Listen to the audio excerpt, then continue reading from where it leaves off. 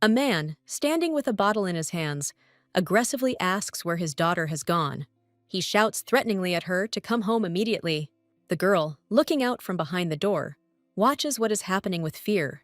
She decides that the only way she can escape from her parent is by climbing the stairs. Suddenly, she accidentally trips and falls head over heels to the very bottom, which ultimately causes her death. The dark cradle was the beginning of it all. Karina, walking through the ruins, carefully adjusts her hood. A small snake named Karan suddenly crawls out of her cloak. Suddenly, the girl notices a familiar face in a pile of rubble. She didn't understand how Renegar could have ended up in this place. Karina looks at his condition and decides that the guy is dying. The zombies ask their mistress to make him immortal so that he can join them. The girl does not understand why Renegar decided to die right before her eyes. She believed that if he was going to commit suicide, he needed to do it quickly.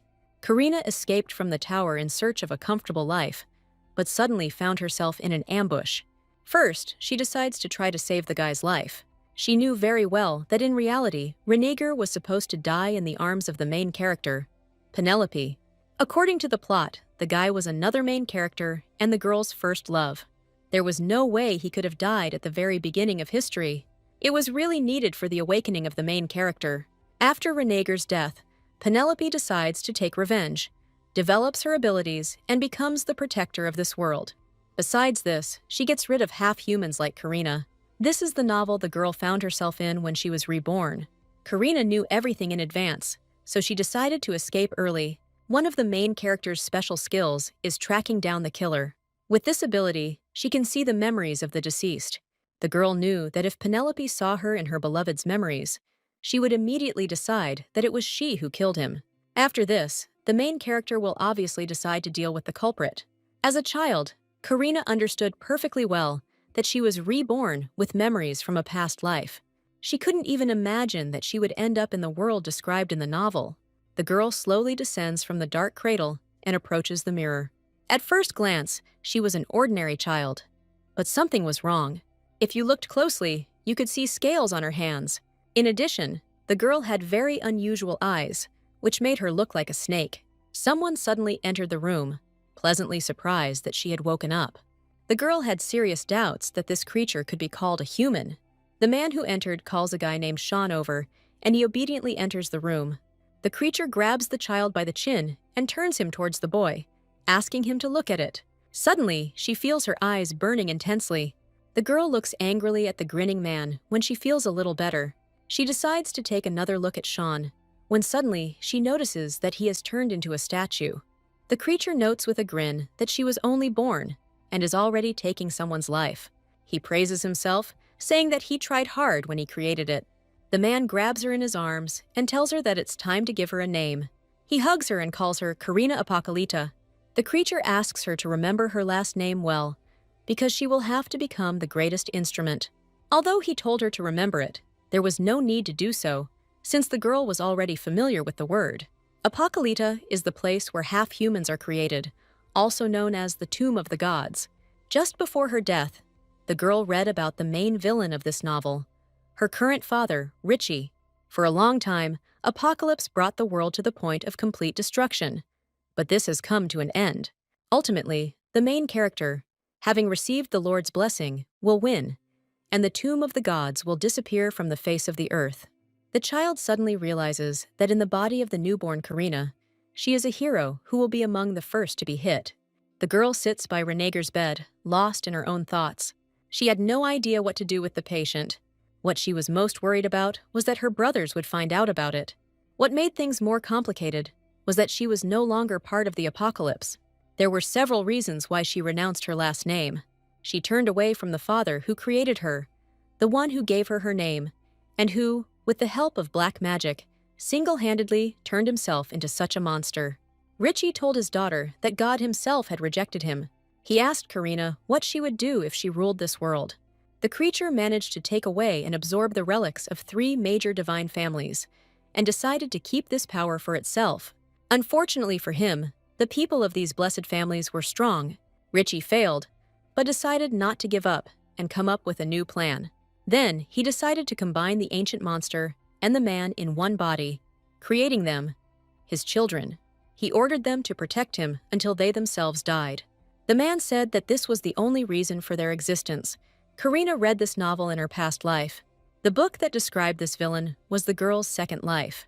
In the end, good triumphs over evil. And even if Apocalypse has been leading the world to complete destruction for a long time, the main character will still win in the end. Karina believed that while she was in this body, it would not be so easy to kill her. Despite this, she knew that her fate was very cruel. She remembers how she died in a past life, while trying to escape from her aggressive father. Then, she thought that she had finally managed to escape this hell, since she now had brothers and sisters who would take care of her. The children told her that they would protect her, and that she should not listen to their father.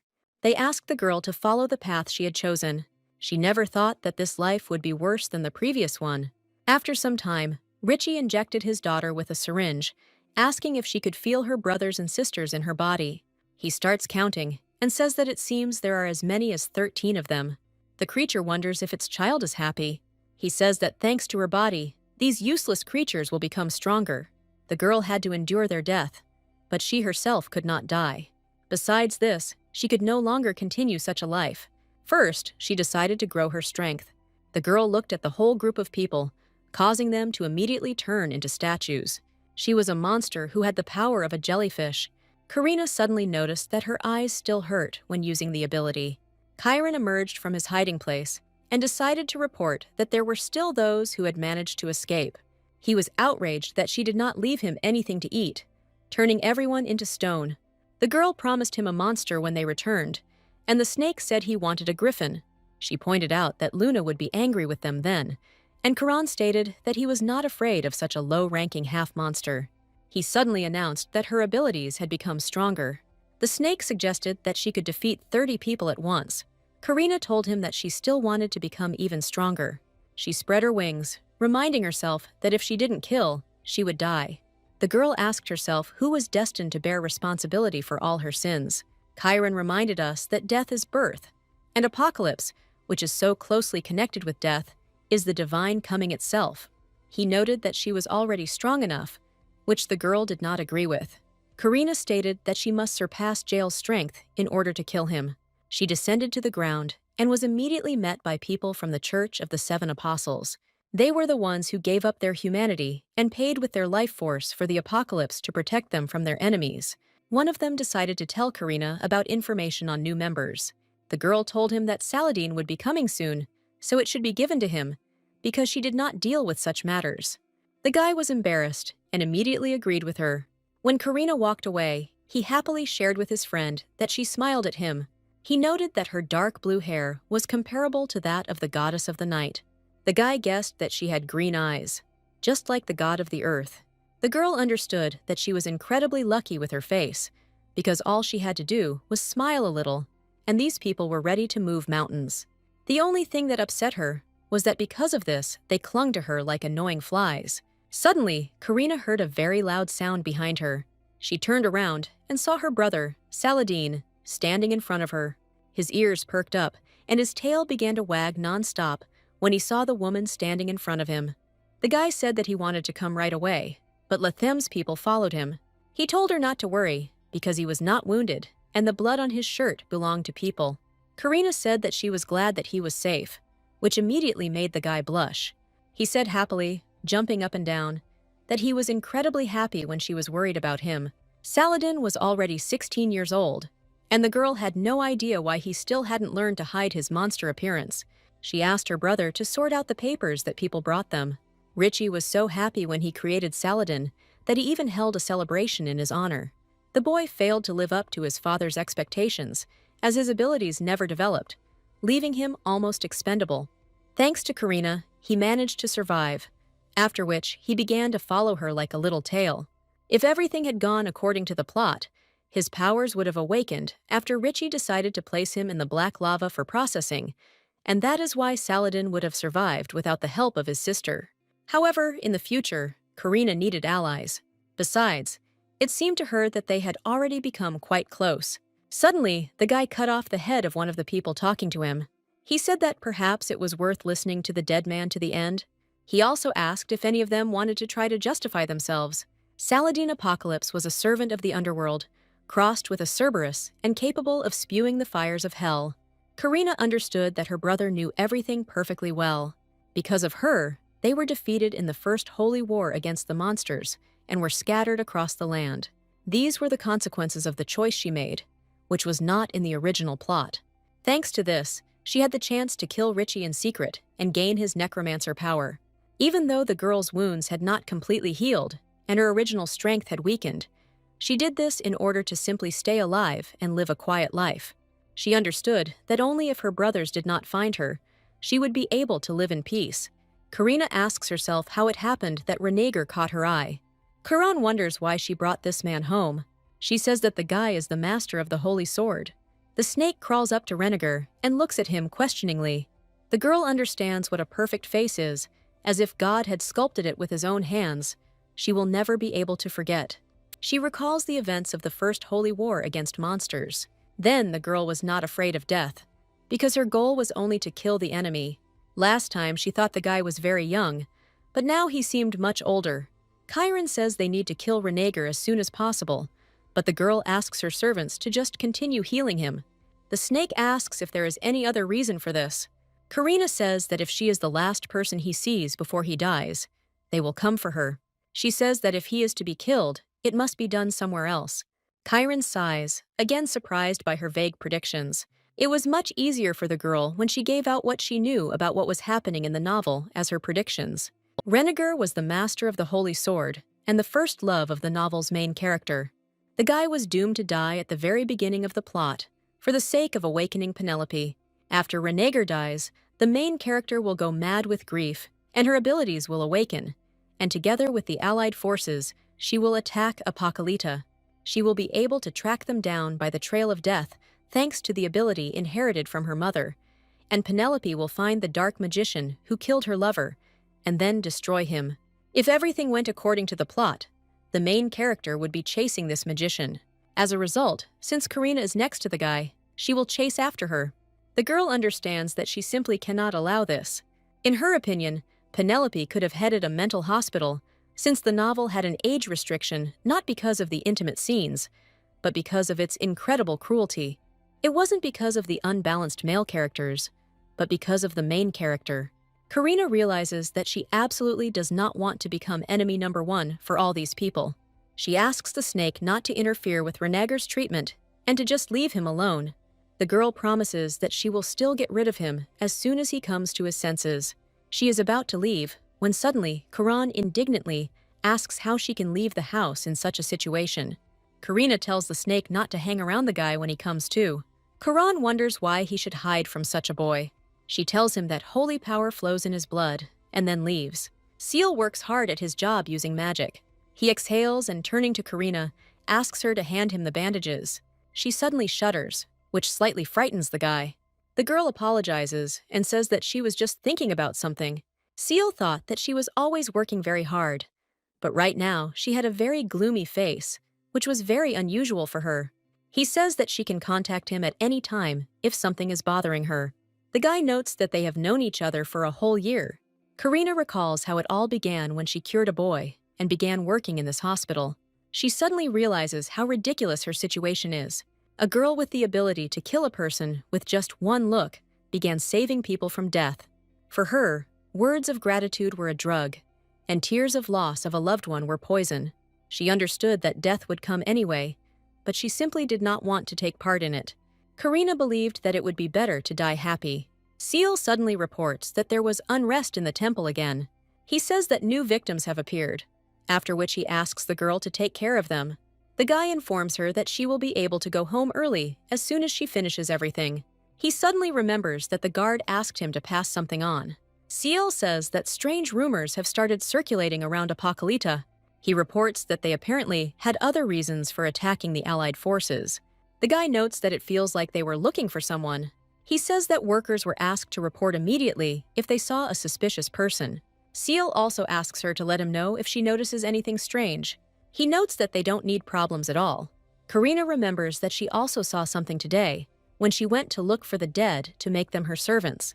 A flag was planted in the temple, stating that what was happening was done in the name of the apocalypse.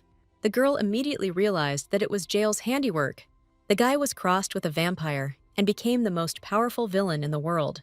He was the one who desired Karina's blood, so he was probably looking for her now. Besides this, Jael was also the killer of the Holy Knight renegade. The guy suddenly jumps out of bed, waking up from sleep, and is surprised that he is still alive. On the continent of Hebrea, there has been a legend for a long time. God, when creating his children, immediately blessed them. The sun god gave the Cambit clan a staff, and it was believed that it created everything on earth, and his people called its power magical and put this magic into their staffs. The goddess of war gave the ring to the Dyphon clan, and the people imbued it with the power of destruction and made a contract with the spirits. The god of the seas gave the Latham clan a sword. Since the sea is the source of life, Latham praised the power of life and invested it in this sword. Renegar, breathing heavily, is surprised that he is still alive. He suddenly realizes that he was able to lose to Apocalypse. The guy remembers how on the way to the Kuhuran temple, they met a bloody man. He controlled the wind and blew away 100 warriors at once. Then, the next 100 warriors fell at his single step. Wherever he flew, only pools of blood remained, and if his own blood fell on a knight, then human flesh began to rot, and the warrior fell.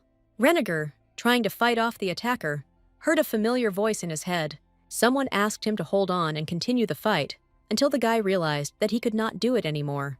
Suddenly, his grip weakened, and the sword fell from his hands.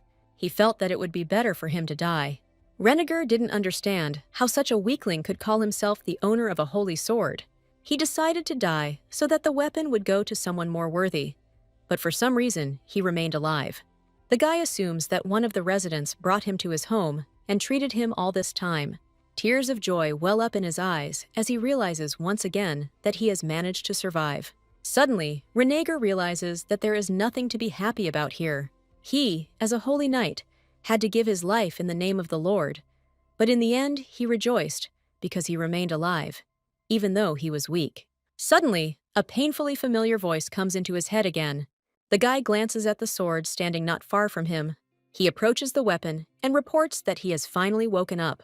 Sword doesn't understand how such weak magic could knock the guy off his feet. He asks if Renegar understands where he is. The guy assumes that he is now at his savior's home. Suddenly, he notices someone strange nearby. In front of him appears the walking corpse of a black cat. Renegar grabs the sword, but he tells him to calm down, as the animal is not going to attack him. The weapon reports that the house smells of apocalypse. He reminds them that they must destroy them all. The sword says that this is their main duty. The boy's eyes darken, and his mind becomes clouded, and he immediately agrees with his master. Karina recalls Ciel's words that Apocalypta had other reasons for attacking the Allied forces. He assumed they were looking for someone. The girl doesn't understand how they found out so early if she thought she had at least 2 months. She realized that the construction of the magic tower would take at least 2 months, which was not at all in line with the original. At first, she thought that all this massacre was carried out by Jael.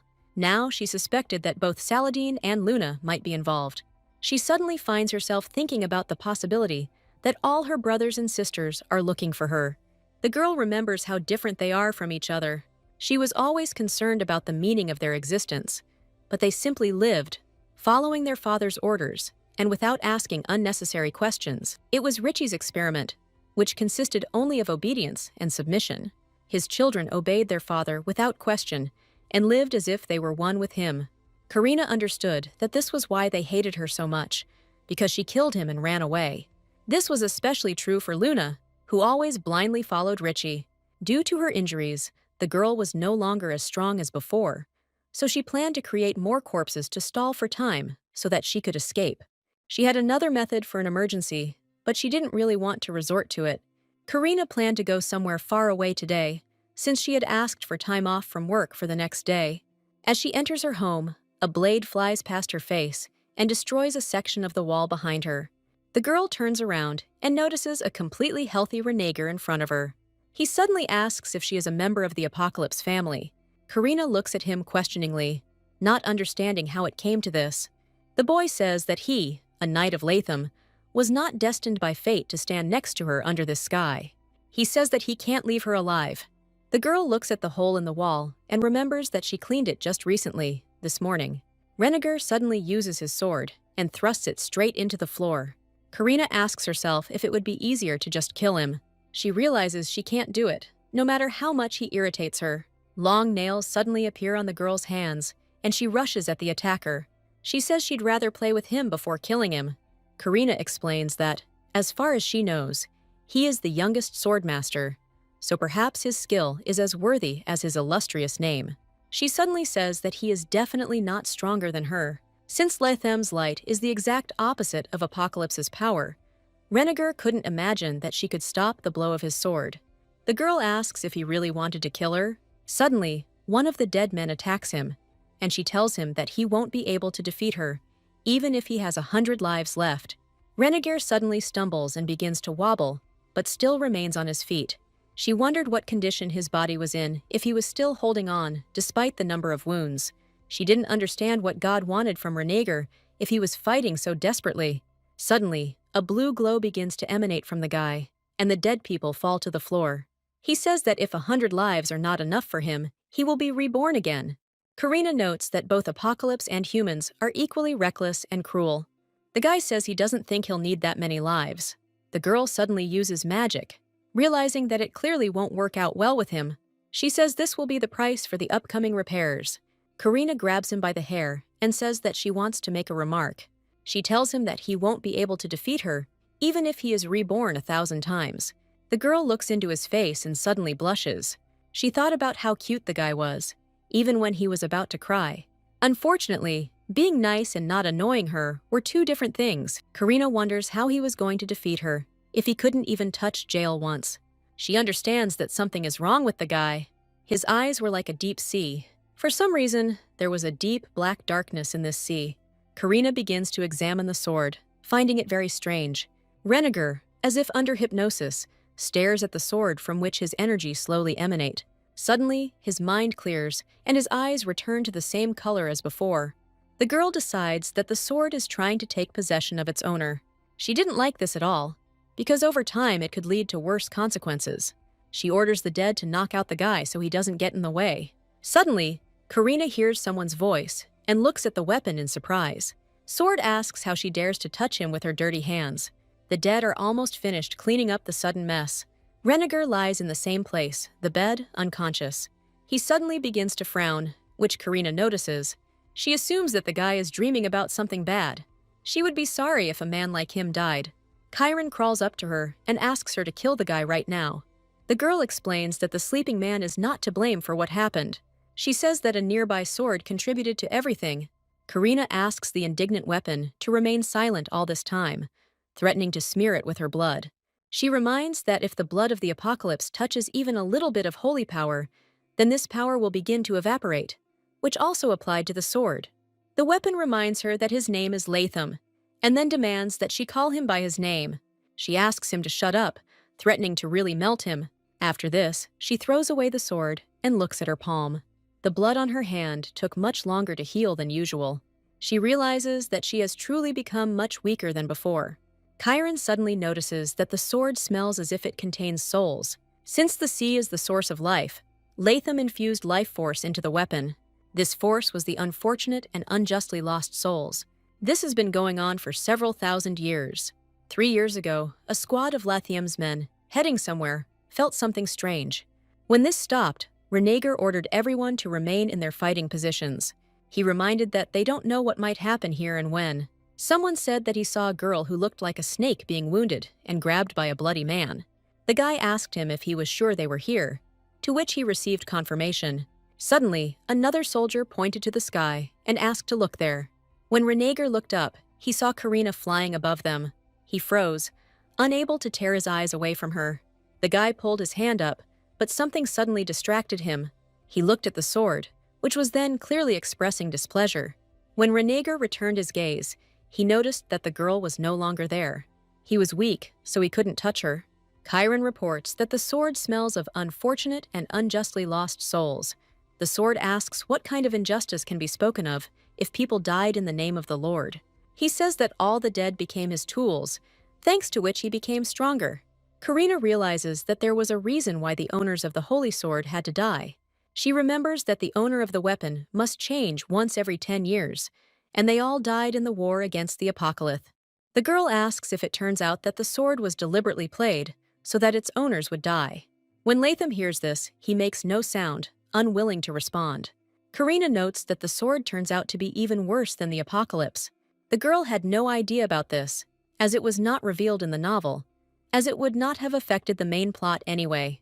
She understands that the situation has become much more complicated. Karina wonders how long its current owner has left to live. The sword does not respond, and the girl takes it in her hands, causing it to begin to lose its power, and immediately agrees to tell.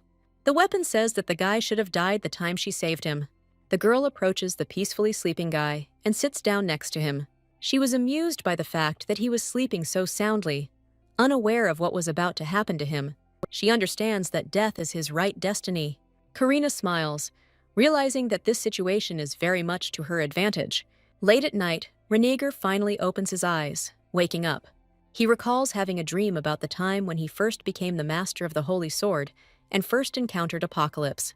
The guy tries to remember what Karina told him then. The moment he realized it was a dream and he wouldn't be able to catch her, he woke up. In reality, he also could not see her anymore. He understood that members of the Apocalypse were hiding in different parts of the continent. Suddenly, Renegar notices that his hands are bound by someone's magic. He remembers being caught by the Apocalypse monster. The guy jumps out of bed, assuming he is in a laboratory. When he looks around the room, he realizes that this is a very ordinary house. Suddenly, a female voice comes from behind him. The girl noticed that he had finally woken up from his sleep. She sat in the back with a completely unperturbed face. Renegar understands that he will never be able to forget those eyes. When he looked into them, the ground seemed to disappear from under his feet, and before him opened a forest full of greenery and life, inside which an endless hell was hidden. The guy thoughtfully calls Karina by name, without looking away. She asks how he knows her name. Renegar assumes that he still hasn't woken up from his sleep. He asks how he cannot know her name. The girl remarks that she is apparently famous, since the owner of the Holy Sword himself calls her name. The boy finally remembers how the sword began to reach towards her as soon as he opened his eyes. As a result, Karina even managed to wound him. To his surprise, the guy still remained alive. He wonders why she didn't kill him.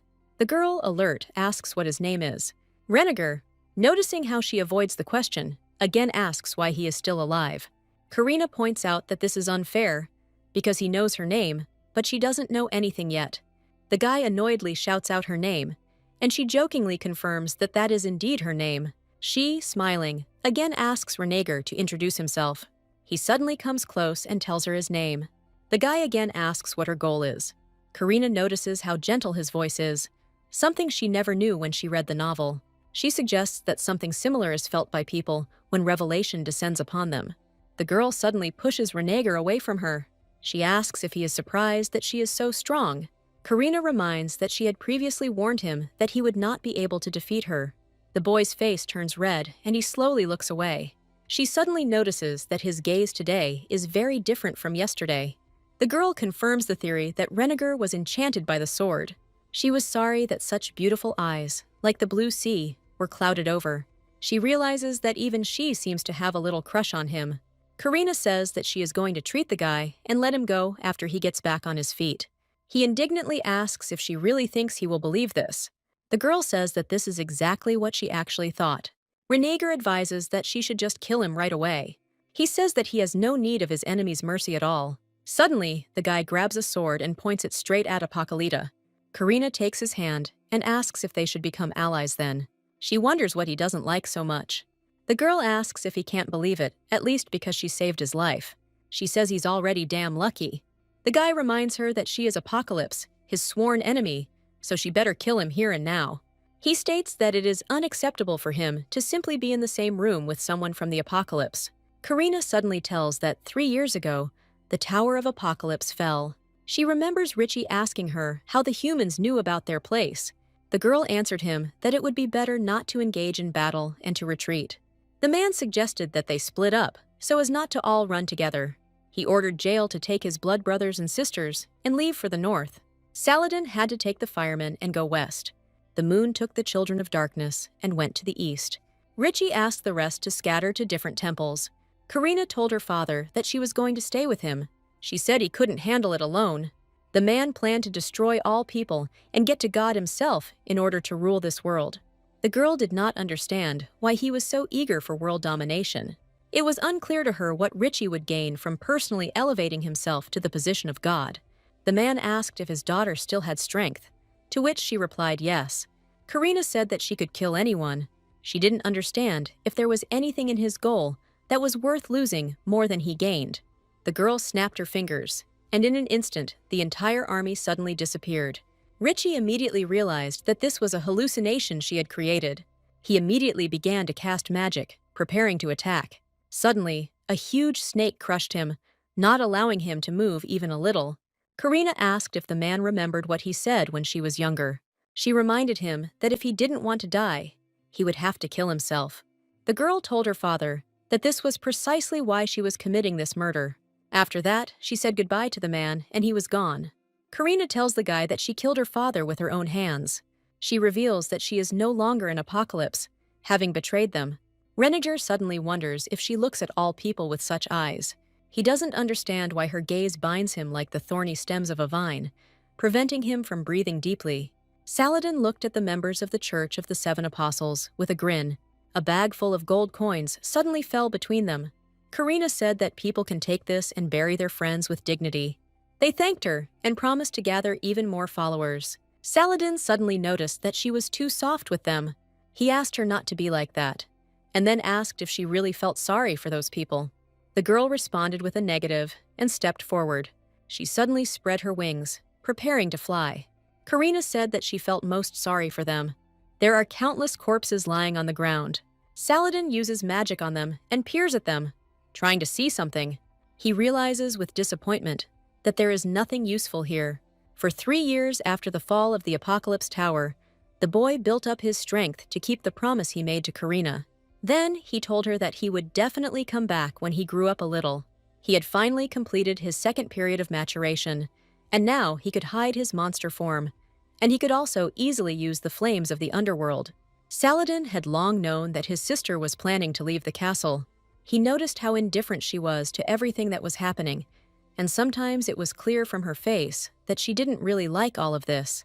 That is why he even turned a blind eye to the fact that she had deliberately orchestrated their defeat in the Holy War, and was sure that no matter where she ran, he would definitely find her, even though he did not know her goals. To the guy's surprise, Karina eventually disappeared without a trace. Suddenly, he hears a familiar voice behind him. Jael wonders if his brother found anything.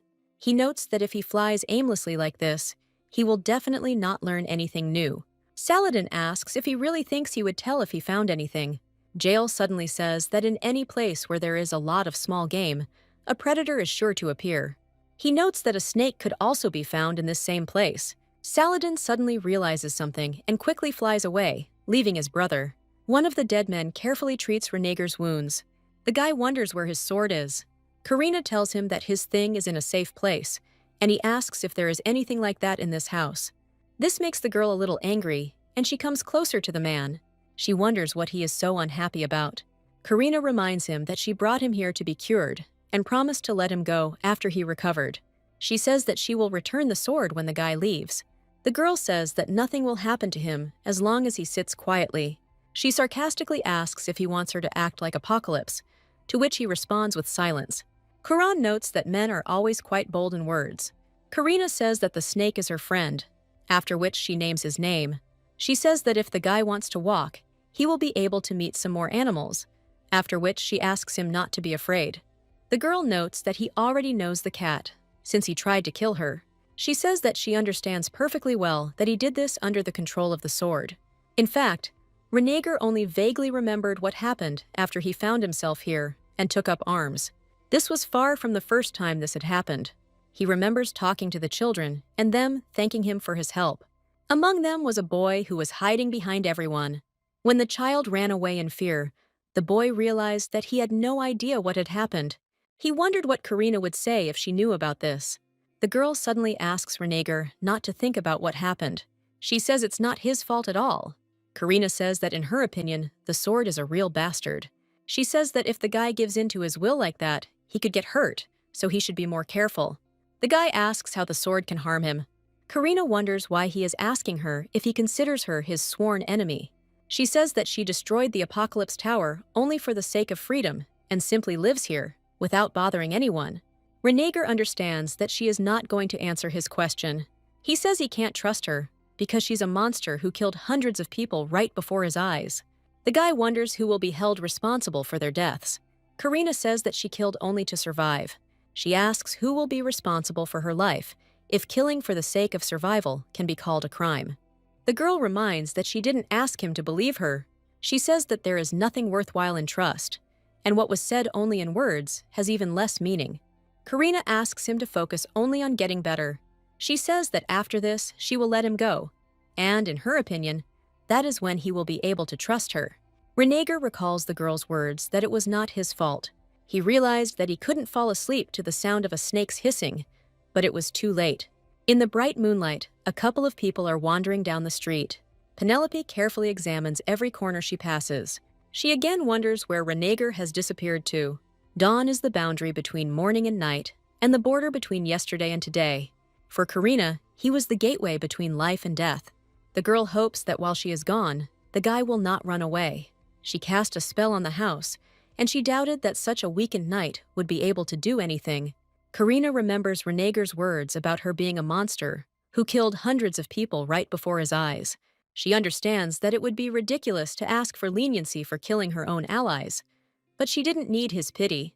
She didn't care, because the guy didn't have much time left anyway. The girl knew very well that if he continued to use the sword, he would definitely die. She assumes that it will last for at most 2 more times. Karina just had to make sure that he didn't die next to her. As in the novel, he must die at the hands of jail, and only then will all the hatred and revenge of the main character be directed towards him. The story stated that Renegar was supposed to die in a place where people lived and which jail was going to attack. So Karina would kill 2 birds with 1 stone, and Apocalypse would ultimately be destroyed, as stated in the novel. She suddenly notices a hellish white flame nearby. The girl was completely sure that this was the work of Saladin. She is very surprised that her brother has become so strong. Suddenly, she notices Penelope nearby. The main character had a fight with her companion. Karina focuses her attention on the girl's rings and brooches. The guy asks where Penelope is going. She, addressing him by the name of Ahin, asks him to let her go. There was no doubt, in front of Karina was definitely the main character of the novel. Apocalypta is very surprised that such a dangerous aura is emanating from her, although she has not even awakened yet. Karina was afraid of the girl and definitely didn't want to catch her eye. Penelope angrily asks the guy to stop, but he says that Renegar definitely can't be here. Ahin was the one who made a contract with the Wind Spirit King Sylphid. According to the novel's plot, he ruled the Dafin family until the main character awakened. He was also one of the 4 men in Penelope's life. The guy always said that he did everything for her, but at the same time, he watched her every step and wanted to make her obey him in everything. Even now, in Karina's opinion, he behaved quite terribly. She suddenly realizes that it is not far from here to the Kuhiran temple, where she found Renegar. Penelope assumes that the Lost One survived and came to the Kambit clan for help, and there is definitely a possibility of this. Akin says that this cannot be, and it is impossible. The girl again says that they don't know for sure. He asks her to come to her senses and repeats that Renegar is dead. Karina, watching what is happening from the sidelines, notices that the guy is still alive. The main character reports that there are no traces left and the body was not found. Akin reminds that if the blood of the Apocalypse comes into contact with a person from Latham, their body will melt, something she herself has seen more than once. The girl says that he is not like everyone else, and even if others die like that, it is not him. He suddenly shouts at her to stop harboring false hopes. The guy reports that Renegar is dead, and he was melted so much that they couldn't even find his bones. Karina notes to herself that he is right, because among the 3 main clans, Latham was the most vulnerable to Apocalypta because he used holy power. Their bodies did indeed melt as soon as they touched the blood of one of the Apocalypse, but it also worked the other way around. The novel even included a scene where Latham's men, forced to defend themselves with their last strength, committed suicide and spilled their blood on their enemy. This scene seemed terrifying to Karina, but in the end, she did the same thing when she threatened to melt Lathium's sword. Penelope asks what she will have left if she admits this. She wonders how Akin could know that Renegar was even there if his body was never found. The guy reminds her that he can see the memories of the dead, and the main character asks why he continues to sit still. She says she is sure he is still alive, because his body has not been found yet. The girl reports that Renegar is still alive, even if there is not a single trace by which he can be found. Karina understands that Penelope says this because of the past, and because of the person she once knew. She notes that no matter how hard she tries, she still won't find him. The main character says that she wants to find at least the slightest trace. Ahin tells her that he understands how she feels, but Apocalypta still continues to kill their people. He says they need to deal with them quickly before they suffer major losses. The guy notes that Renegar would like this too. Penelope suddenly says angrily that Akin has no right to say anything for him. She reports that she knows that it was he who sent Renegar to Kuhiran. In the novel, this was the very reason why the girl was never able to reciprocate Ahin's feelings. The more Penelope distanced herself, the more the guy became fixated on her. The main character suddenly tells her companion that she hates him. She pauses briefly and adds that now it seems she should listen to him. The girl finally admits that Ahin is right. Meanwhile, Renegar runs as fast as he can, holding his sword in his hands. Karina, walking through the Kambit clan tower, notes that there should be a whole bunch of high-class magicians here. For her, they would make wonderful zombies. The girl didn't understand how it was possible to kill such high-ranking magicians in one go. She realizes that Saladin has become much stronger than she thought. Karina consoles herself with the fact that the guy would not attack her. She was in quite a good mood today. This was due to the fact that there had been no incidents since the morning. The exception were people she had seen not long ago. She suggests that Penelope, having accepted Renegar's death, finally received the power of a goddess and became the head of the Dafin clan. Later, she was supposed to begin uniting troops to fight Apocalypse. The first person Penelope will fight will be Luna, who loves her father more than anything in the world and hates Karina more than anything. In the novel, she was strong, but not strong enough to withstand the attacks of the Allied forces, and eventually died on the battlefield. And after that, Apocalypse and the troops entered into a small truce. Of course, this didn't last long enough. Karina found it strange that her mood improved while she was thinking about the events in the novel. She believed that Apocalypse was hopelessly moving towards its destruction, and that she simply needed to exist quietly until that moment arrived. The girl really hoped that the people would ultimately win. Karina suddenly notices that a gap has formed in the barrier she created. She didn't care about the man's escape. She was much more interested in the snake's condition. She didn't understand how Renegar managed to recover his strength so quickly. The girl realizes that Chiron would not have been able to resist him without her. The snake was like a parent to her, and the best friend who had been with her since early childhood. She was very afraid that something had happened to Chiron. Karina goes up to the second floor and quickly rips the blanket off the bed. She suddenly notices a snake sleeping peacefully on the bed. The girl grabs Chiron and starts shaking him from side to side, trying to wake him up. He notes that she arrived quite early, and Karina says that the next day has already arrived. Chiron says that Renegar continued to sleep, but he got hungry and ate the monster. Suddenly, the snake stops his story and realizes something. He suddenly says that it looks like the man has given him a sleeping pill. The girl quickly gets ready and leaves the house. She decides that she needs to find the escapee. Renegar, without slowing down, runs in an unknown direction. He suddenly remembers how the sword woke him up a couple of hours ago. The guy waited until the snake fell asleep and headed towards the weapon. He walked hesitantly towards the sword, waiting for him in the corner of the room. Renegar asks if he is okay. Sword reports that Karina tormented him a lot. He wonders what they were talking about. The guy immediately remembers the girl's words, that if he gives in to the will of the weapon like that, he could get hurt. He reports that they did not discuss anything important. The sword says that they need to get out of here as soon as possible. Renegar suddenly remarks that they can wait a little longer. He says that Apocalypse most likely wants to use him, which is why she didn't kill him. The guy says that he only needs to heal until he can attack her. Sword asks how he can receive help from the enemy, being a servant of God. He wonders if she has bewitched him in any way. The weapon tells him that he is not worthy of being its owner. Renegar says that he had no intention of accepting help, but only wanted to wait a little. The sword suddenly orders him to take him away from here immediately. The boy remembers how passers-by called him the master of the holy sword. He understands that everything is completely different, and it was the sword that became his master. Renegar hears a voice telling him to run even faster. He suddenly notices someone's red eyes in the cave opposite him. The guy smells blood and assumes that it is coming from him. Suddenly, the voice of the sword warns him of danger, asking him to turn around. A group of monsters attacks Renegar from behind. He quickly repels the attack of one of them. The guy realizes that there is a flock of griffins in front of him. He feels relieved when he realizes there are only 4 of them. Renegade uses the sword's power and is completely under its influence. A familiar voice commands him to deal with his enemies as quickly as possible. After a couple of seconds, one of the monsters is dead. Suddenly, another griffin attacks him from the side and wounds him in the shoulder. The guy lets go of the sword, but immediately picks it up. He turns around to see a monster looming over him, preparing to attack. Renegar prepares to fight back, when he suddenly notices that his sword is no longer glowing. He asks the weapon to give him power, but receives no response. The guy assumes that the connection was interrupted, but almost immediately realizes that this cannot be true. He is suddenly attacked by a griffin, causing him to fly back. He still can't understand why it happened, that his strength suddenly ran out.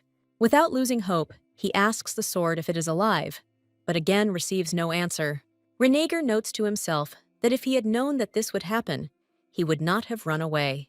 He catches himself thinking that it would be better to be killed by Apocalypta than by these monsters. The guy thinks that he would like to hear Karina's words again, that she will save him. He opens his eyes and suddenly notices that the monster in front of him has turned to stone. A voice nearby asks what he should do with the guy. The girl, heading towards Renegar, with just one snap of her fingers, deprives all the other griffins of life. She wonders what she needs to do to make him finally hear her. Karina says he can't die here.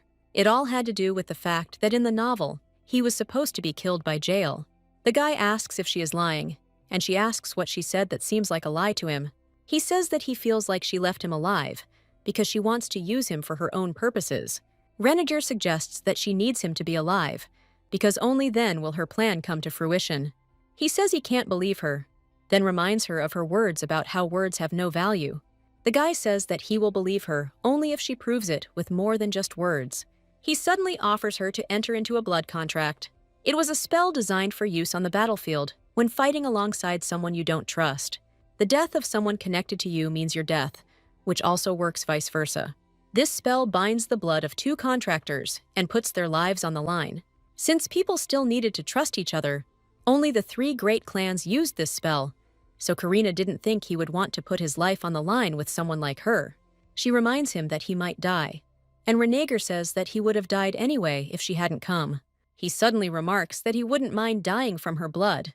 Karina says that he apparently didn't think that she could refuse, but the guy says that in that case, he will die here and now. He says that he can commit suicide despite the fact that it is a sin, because now he has no choice. The girl didn't want him to die, but she was sure that if she made a contract with him, he would definitely force her to be good. Renegar says his only condition is that she deliver him safely to Lathium's temple. She understands that if something goes wrong and the guy dies, she will still become the main character's target. Karina decides to take him to the temple and then arrange things so that Jael attacks him. Suddenly, she pulls Renegar towards her and kisses him. When the guy asks her what she's doing, she asks if it was better that way. The girl says that she does not want to give her blood to sign some kind of contract. She says that even if they are not completely connected, that will be enough. Renegar doesn't let her finish and suddenly interrupts her with another kiss. After this, the guy steps away and smiles contentedly. He reports that he also likes this method better. Suddenly, Karina grabs him by the neck and looks at him threateningly. She says that if he dares to touch her again without permission, she will not be so sweet anymore. The guy says that he just held her back because he thought that she wouldn't wait until the contract was fully concluded and would leave. He reminds that he is putting his life on the line. The girl doesn't understand how she's supposed to believe this after such a passionate kiss. He says that she won't be able to kill him anyway. Renegar reminds her that if he dies, the same will happen to her. She suddenly kicks the man standing opposite her in the stomach. Karina asks if she can at least beat him, since this happened. He replies that she can beat him as much as she wants. The guy says that the most important thing to him is the fact that he will not die. He reminds that she linked her life with his and vice versa. It was very different from the sword contract. Since they had made a blood contract, they would not harm each other. Karina says that if she can't kill him now, it doesn't mean she can't later. She says that he would do well not to irritate her. The guy suddenly falls silent and becomes immersed in his thoughts. He remembers the moment when he saw Karina for the very first time. Reniger says that he would rather die by her hand than by the clutches of a griffin. He suddenly smiles and thanks the girl for saving him. Karina recalls that the person standing opposite is called the descendant of the god of the seas. She asks herself if that is why his eyes seem to resemble the sea, why she so wants to look into them. Suddenly, Reniger falls down exhausted. The girl decides that he has died and understands that her life is about to end. Suddenly, Karan announces that it was he who put the man to sleep. He says he had to pay for drugging the snake. After a while, they find themselves at home, and the guy is lying peacefully in bed. Karina, sitting nearby, is worried that this will somehow affect the plot. She decides that she shouldn't worry too much, because everything is fine now. The girl understands that, even though Reniger is alive now, this will not last long. There was no change in her plan to lure and kill Jael. Karina turns to the holy sword, but does not receive any response. She suddenly says that if he continues to ignore her, she will break him. The girl asks if he knew that Reniger would offer her a blood contract. The weapon begins to rebel, and she asks what wrong she did. She says that if the sword had not woken the guy up, then none of this would have happened. Karina asks if he thought she would sit idly by. The weapon wonders why he needs to listen to her at all if he was created by the god of the seas himself. She asks if this means that the sword, created by the god of the seas himself, makes a person its master and then kills him. Latham ignores the question, not knowing how to answer it. Karina notes that she feels like Reniger was asking him for strength at that moment. She says that the sword did not listen to him and wanted the boy to die at the hands of the griffin in order to absorb the holy power remaining in him. The girls are surprised how people can praise such an item. She turns around and looks at Reniger, who is sleeping peacefully. Karina remembers his words that it would be nice to die from her blood. She wonders if he understands that she will control the power of her blood and is unlikely to allow such a thing. Mentally turning to the sword, she notices that its owner does not know something. She looks thoughtfully at her dirty hands, creating a small pause. The girl understands that the guy doesn't know how much the contract with Apocalypta can poison his body. Jael walks slowly through the now familiar place. He promised himself that one day he would destroy it with his own hands. The guy uses his magic, preparing to carry out his plan. He suddenly remembers Karina's attitude towards him. The girl was always cold and distant from him. She beat him to it the last time when she killed their father. It was always like that, but this time, Jael planned to be ahead. He did all this to get her. The boy understands that it is time to call his relatives. Reniger suddenly sees again the moment of his fall from the cliff. He asks himself why he was afraid then. He was told that death is the moment when you are closest to God. The boy lived his whole life as the master of the holy sword. Since this is what he was always told about death, he thought that he would not be afraid to die. In fact, Reniger wanted to live.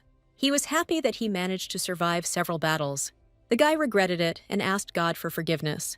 He swore that he would no longer be afraid to approach God, that he would no longer cling to life. Karina, when he wakes up, asks him how he feels. She shows the mark on her hand and says that it is about the contract that he, being a native of Latham, made with Apocalypta. Reniger is surprised that he didn't dream all of this. He says that he will definitely not regret it and will not ask to terminate the contract, because they are related by blood. The girl suddenly notices that he doesn't seem to be aware of how poisonous a blood contract with a half-human can be. He notices how pleasant her scent is and suddenly throws her onto the bed. After a minute, he realizes he's doing something strange and pulls away. Karina pulls him towards her and says that it seems like she desires him very much. He realizes how wrong it is for him to get involved with Apocalypse while being a knight of Latham. The girl says that he should answer for what he did. She says that now they have experienced passion for each other. Karina notes that there is no way back for them. Reniger asks God for forgiveness for what is to come.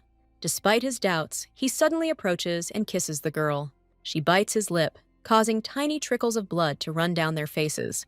Suddenly, a strange hand appears in front of the guy's face, blocking the way. She stands up and says that they should end it here. Reniger understands that it only seemed to him that she was thinking the same thing, and she was only making fun of him. The girl says that this is enough for their contract.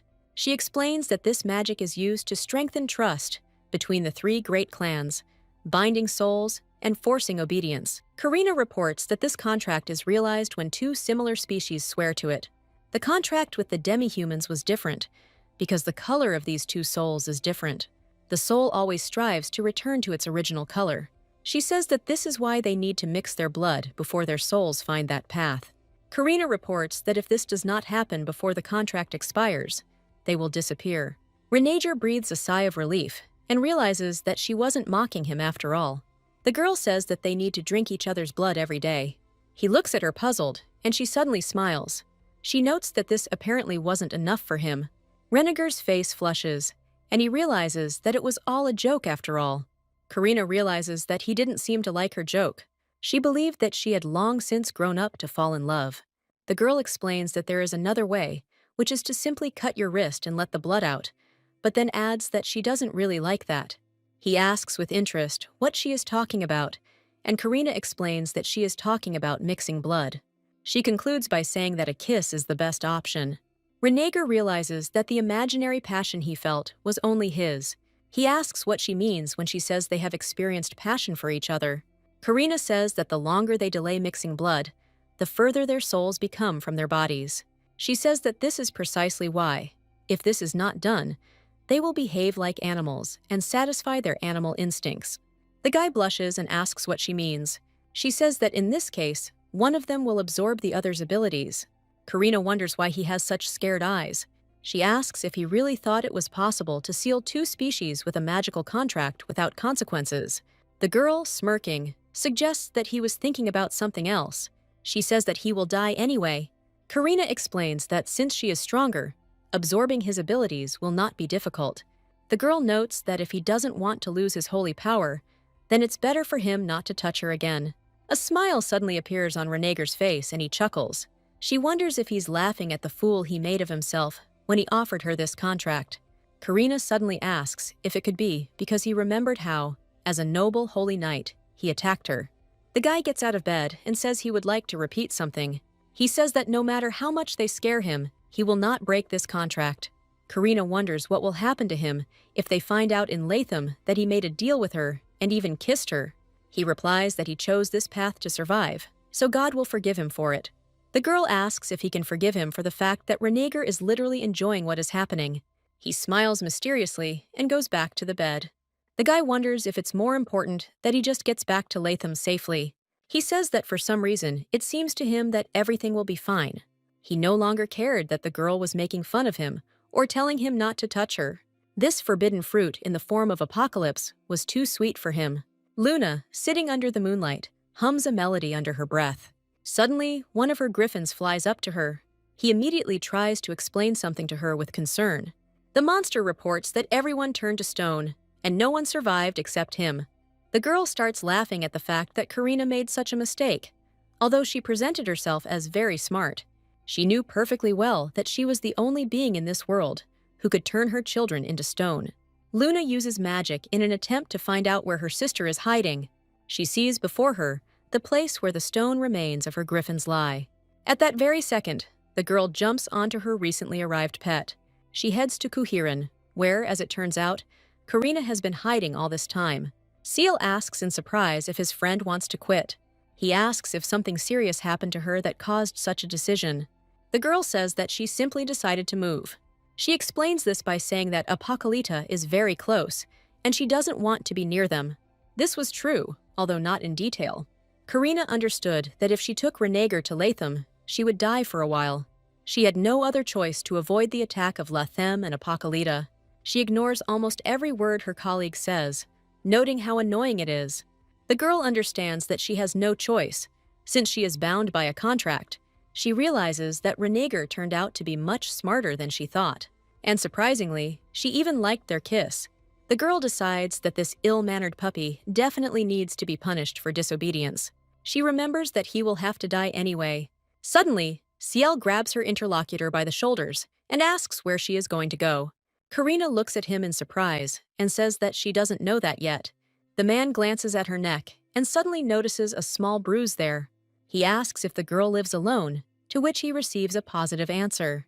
When Karina returns home, she immediately asks Kiran to check the barrier from the outside. Suddenly, she notices something strange. Reniger stood before her in an apron with a pot of food in his hands. She sees a lot of different dishes on the table and asks what he is doing. The guy says that he is hungry, and so he decided to cook something. Karina begins to look around fearfully, looking for Kiran. She notices her friend curled up in a ball not far from her. The girl points out that he is a snake, not a pig, and Kiran says that they have an excellent cook. Karina reports that they both may not eat regular food. The guy says that he noticed this back when, during the war, the members of the apocalypse never ate a meal. She indignantly notes that they feed on monsters instead. Renager smiles and says that he knows perfectly well that she is not like that. He asks her to try it, because one can eat not only out of necessity, but also to have a good time. Karina is surprised that the guy looked like a walking corpse just yesterday and is already so cheerful. She recalls his words that if vital organs are not damaged, recovery will be quick. The girl says there is no point in him putting poison in her food, and he reminds her that they are bound by a contract, so he would have died too. She suspiciously scoops up a spoon and tries one of the dishes. Karina remarks that this is quite good, when suddenly she announces that she needs to leave. The guy decides she doesn't like it, but she explains that she needs to change the bandage. The girl removes the cloth from her neck, and that small bruise suddenly becomes part of a huge wound. Reniger is very surprised by what he sees, and she asks him if he thought that she wears the bandage only for decoration. He, very embarrassed, admits that it looked so elegant that he mistook it for jewelry. The guy asks how she managed to get hurt. Karina, smiling, says that it is her father's fault. She reports that he was not very attentive, which is why he eventually died. Only now does Renager fully realize that she actually killed the leader of the apocalypse. He asks if he can treat her. Karina asks him to focus on his own recovery, because they are leaving tomorrow. The guy asks if she will return the sword to him, to which she does not receive a clear answer. He suddenly says that he would like to ask something. Reniger wonders what her phrase about the closer he is to the holy sword, the more dangerous it is for him means. She asks why he asks this question if he doesn't trust her. The guy says that now he thinks she's not lying. Karina begins by saying that the owner of the holy sword usually changes every 10 years. She wonders if he has ever seen the corpse of the previous owner. The girl says that the holy sword has absorbed the life force of its owner. She reports that this is where he got his power from. Karina explains that all previous owners were eaten by this sword. She adds that he too will eventually die soon. The girl realizes how pleasant it is to plunge such a seemingly unshakable night into horror. The feeling of pleasure was like dropping a drop of ink into crystal clear water. She realizes that she absolutely loves it. Renager reports that her words contradict what they are taught in Latham. The girl says that his sword did not give him strength in the battle with the griffins, because it wanted him dead. She says that after this, the weapon was going to take away his remaining strength. The guy incredulously asks the reason for the sword's behavior. Karina is amused that he asks such a question, being a believer. He asks why a weapon would want to devour a person's life force if it had other ways to gain energy. The fact that the holy sword brings its owner to death and then devours his life force to the last drop was not mentioned even in the novel. The girl couldn't understand why they didn't mention such an important detail. She reports that she herself only found out about this after she interacted with the weapon. Karina shares her guess that a person's life force is more powerful than anything else. She says that this is precisely the reason why Apocalypse collects human lives. The girl shares that if he has 1,000 human lives, he will be able to create one like her. Reniger suddenly angrily slams his fist on the table. He asks if this means that, in order to take revenge, Apocalypta gathered the disciples in order to then steal their souls. The girl says that, on the contrary, they kill bad people who only do what they can to ruin this world. The person sitting opposite says that only God has the right to decide what is good and what is not. He says that she will answer to him for all her sins, so there is no point even in repentance. The guy claims that if a person is bad, it doesn't mean that she can take his life. Karina agreed with him, although she didn't say it out loud. He says that in any case, after the death of all these people, something bad awaits her. The girl wonders why Latham's people killed their warriors then. He replies that one cannot worship evil spirits that have rejected God, and that is exactly what the members of the Apocalypse did. Karina asks herself what she could say to finally shake this knight's faith. She asks again if they kill those who do not profess their faith, given that they are taught that murder is unacceptable. The girl wonders if this is too contradictory. Reniger bites his lip in irritation, searching for the right words. He says that people who have entered the apocalypse have renounced their human nature, so their death is not terrible. Karina asks, what about Latham punishing and executing those who want to accept the faith of the Daephin or Cambit clans, accusing them of treason?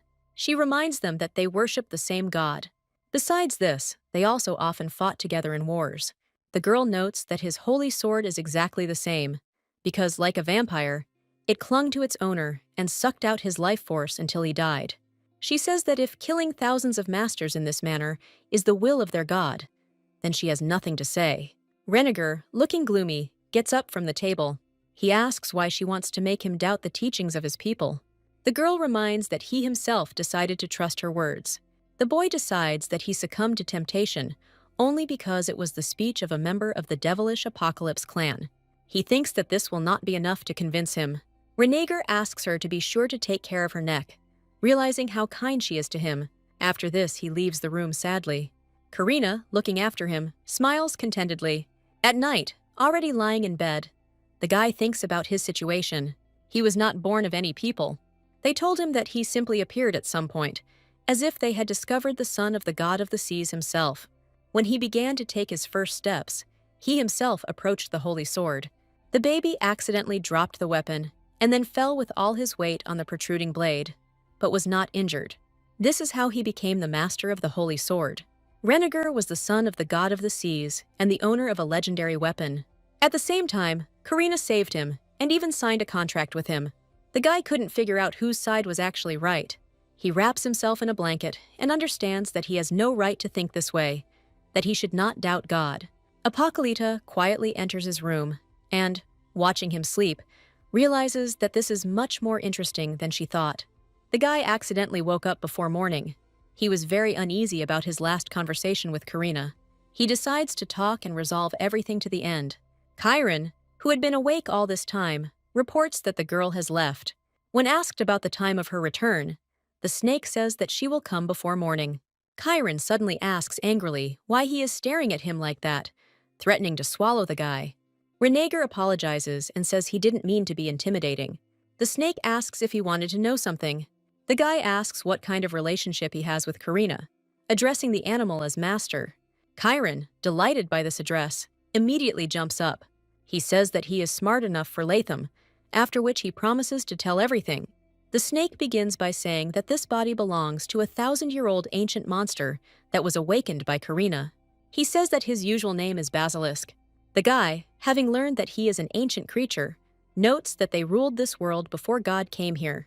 He says that he knows that the ancient monsters were destroyed so that humanity could exist. Reniger asks in surprise why the snake is so small. Chiron says that he made himself smaller on purpose, because if he had maintained his normal size, he wouldn't have had enough to feed even one person for lunch. He says that they were indeed destroyed at some point. The snake explains that besides him, there is not a single ancient monster left in this world. He also reports that he once angered the goddess of war, for which she placed a seal on him. The boy is surprised that he grew up in a temple, but this is the first time he heard about it. Chiron notes that this will probably be a long conversation. Karina walks through the territory of the Daephin clan, through the spirit forest. Now this place did not belong to them, because dark corpses were lying on the ground. Only one member of the Apocalypse family plunged even his corpse into darkness when killed. This being was the moon.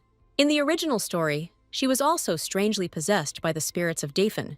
Being a spawn of darkness, she felt hatred towards those who live by the light. The girl decides that she shouldn't worry then, because in that case, the main character, Penelope Daphne, will kill Luna with particular cruelty. Karina whispers a few words and uses her magic. All the corpses suddenly move and are enclosed in a green ball. After a couple of seconds, limbs start to emerge from there one by one, and then the entire creatures themselves. The girl is surprised that perfume can also be turned into a zombie. She takes a closer look and notices that they belong to the element of water. Karina was happy to learn about her new abilities, but the water spirits were completely useless to her. Suddenly, she feels a piercing pain from the wound on her neck. The girl doesn't understand why it's so hard for her if she used a little force. She realizes that she has truly become weaker. Karina remembers that the people of Latham have incredible healing powers that should help her greatly. Unfortunately, she didn't want to ask Renegar for help at all. She was afraid that she herself would become so friendly and merciful if she looked into his eyes continuously. She decides to return to her human nature again. In fact, she was quite content living in the body of a monster and making fun of people like her new neighbor. The girl notes that if he does renounce his god, things will become even more interesting. Suddenly, she hears strange sounds nearby. Karina turns around in fear and sees a creature nearby. It was a griffin, heading straight for her. She uses her power and turns the monster into stone in a matter of seconds. She is surprised that her sister's servants are still here. The girl decides that she needs to return as soon as possible. Suddenly, she notices a note tied with a ribbon in the paws of a dead griffin. The paper stated that they had not seen each other for quite some time. Karina immediately realizes that this is Luna's handwriting. She realizes with concern that her sister is somewhere nearby now. Even before the appearance of people, there were both gods and ancient monsters. Many gods lived here, but in those days they were called demigods. Like humans, they were exceptionally remarkable creatures. Among them was the mighty seaman, who won the hearts of many. He gave his own by loving the one he was completely unable to love. His beloved was his opposite, a gorgon. At that time, ancient monsters confronted the gods. Initially, the gorgon rejected the god of the seas, who was head over heels in love with her. God was so persistent that she eventually reciprocated his feelings. However, there was also one who was not at all satisfied with this outcome. She was the mistress of the temple, in which they swore eternal love to each other, the goddess of war. Even though she was angry, she could not harm a god like herself.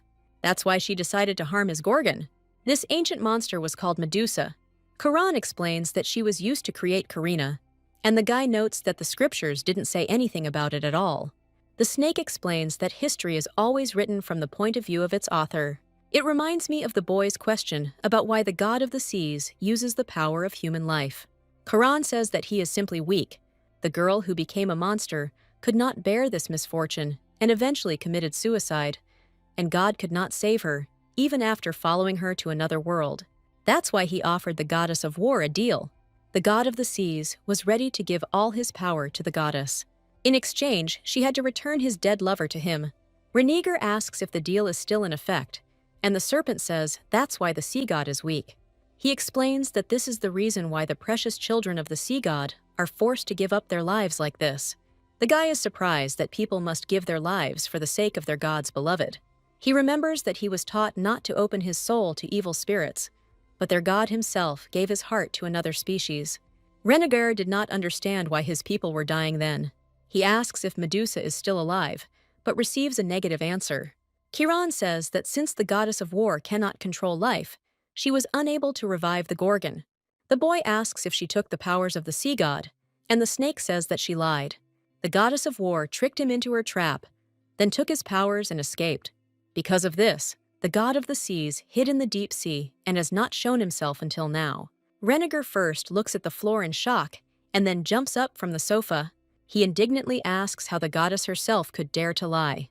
The serpent asks if he has forgotten that man is an exact likeness of God.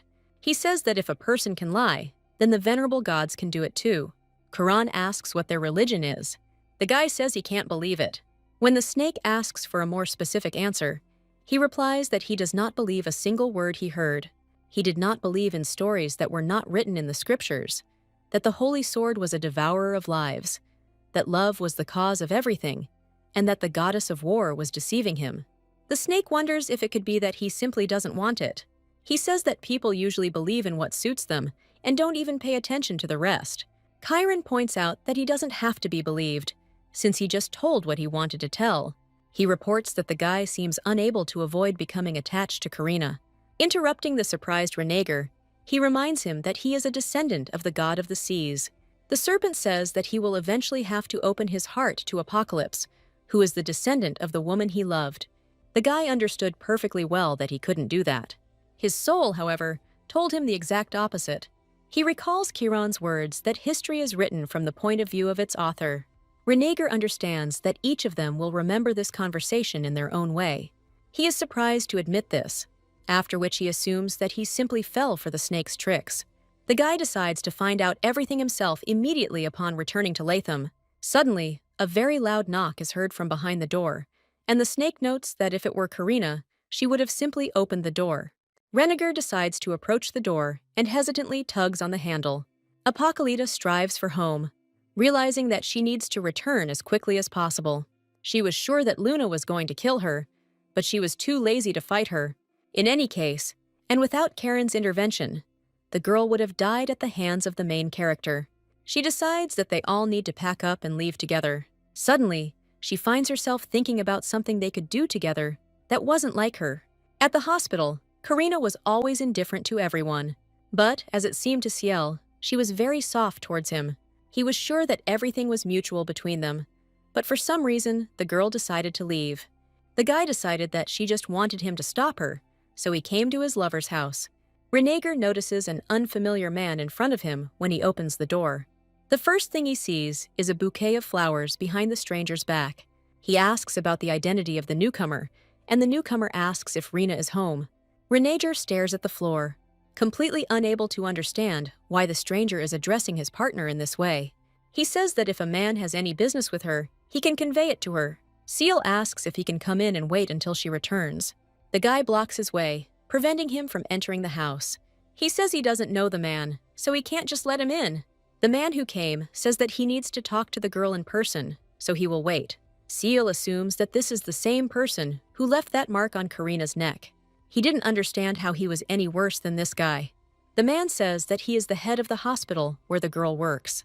He suddenly notices a surprised face standing opposite him. Renegar had not previously known that Karina worked anywhere, and even more so, he had not heard of this person. He understands that this is none of his business, and he cannot interfere in it in any way. The guy invites Ciel inside the house. Chiron, seeing this, immediately goes up to the second floor to remain unnoticed. Renegar says that Karina has been helping him for some time now.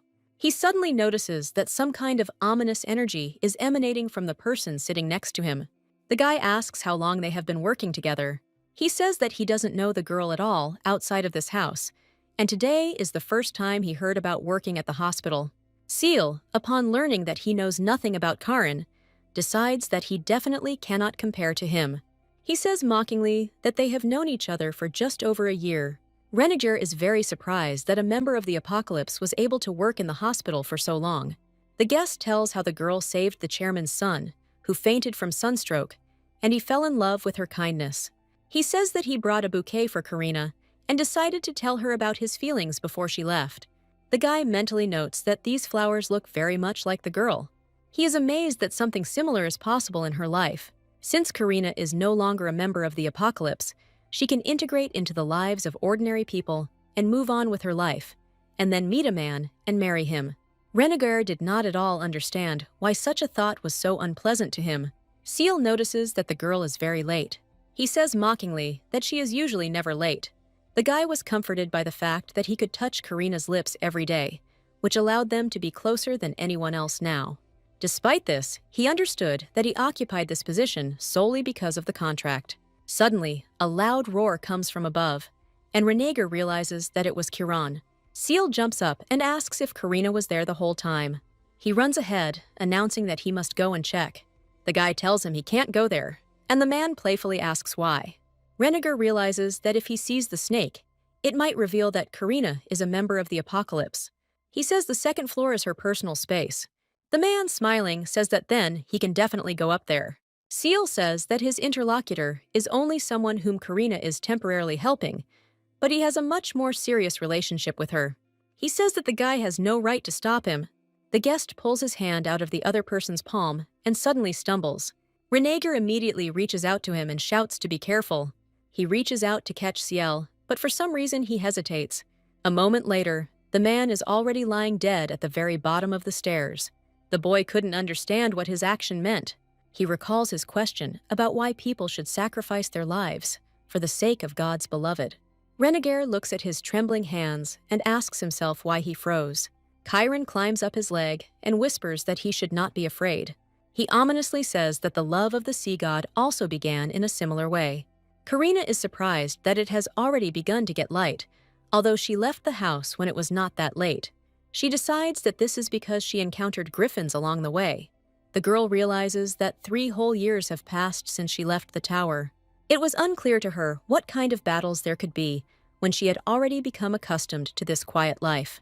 She decides to get some sleep first and then get ready to leave. When Karina enters her home, the first thing she notices is a gloomy guy in the hallway. Reniger looks up at the newcomer and notices that she has returned.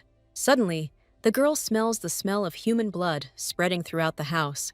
He grabs her by the shoulders and confesses that he committed the crime. Karina is surprised and decides that the guy killed someone while she was away. He takes her by the hand and leads her to Ciel's corpse. The girl asks how it happened that he lies dead in this very place. Renegar says the man wanted to go up to her room. He suddenly clenches his fist and says it was an accident. The guy says he wanted to catch him, but he couldn't. Karina notes that he may not have to make excuses, since the human body is so weak that it is constantly forced to suffer from various unexpected injuries. He sighs heavily and dwells heavily on the words that he is making excuses. The girl decides that this shocked him incredibly. Before she left the house, he had a very bright face, in which there was not a drop of confusion. Now it seemed as if the crystal clear water had actually been sprinkled with ink. Karina wonders why the man came to her house. He says that he brought flowers for her and wanted to talk to her before leaving. The girl takes the bouquet and throws it on the dead man's face, saying that they need to bury the flowers with him. Renegar asks in surprise if she was intimate with this man. She denies it, reminding him that he is an ordinary person, and then asks what he wanted to tell her. The guy doesn't understand whether he should tell her that Ciel came to confess his feelings. He is afraid that then she will probably feel regret. Renegar reports that he himself does not know this. He suddenly realizes that he just lied and didn't even blush. The scriptures said that lying was unacceptable, but the guy didn't want Karina to feel sorry for this man. It was unclear to him why he had lied, if a man who was already dead could not in any way stop him. The guy remembers that the girl is actually an apocalypse, so she won't feel sorry for a person like him. Karina suddenly clarifies that he shouldn't have felt guilty because it was an accident. Renegar says with concern that he had the opportunity to save him, but he didn't. He says that he is entirely to blame for his death. The girl asks how he can say such things about a person's death, looking into the eyes of Apocalypta, whose relatives he had been killing for a long time. She says that bad people can die, and for her this is enough reason to make her choice. Karina touches his neck and asks what he thinks about it.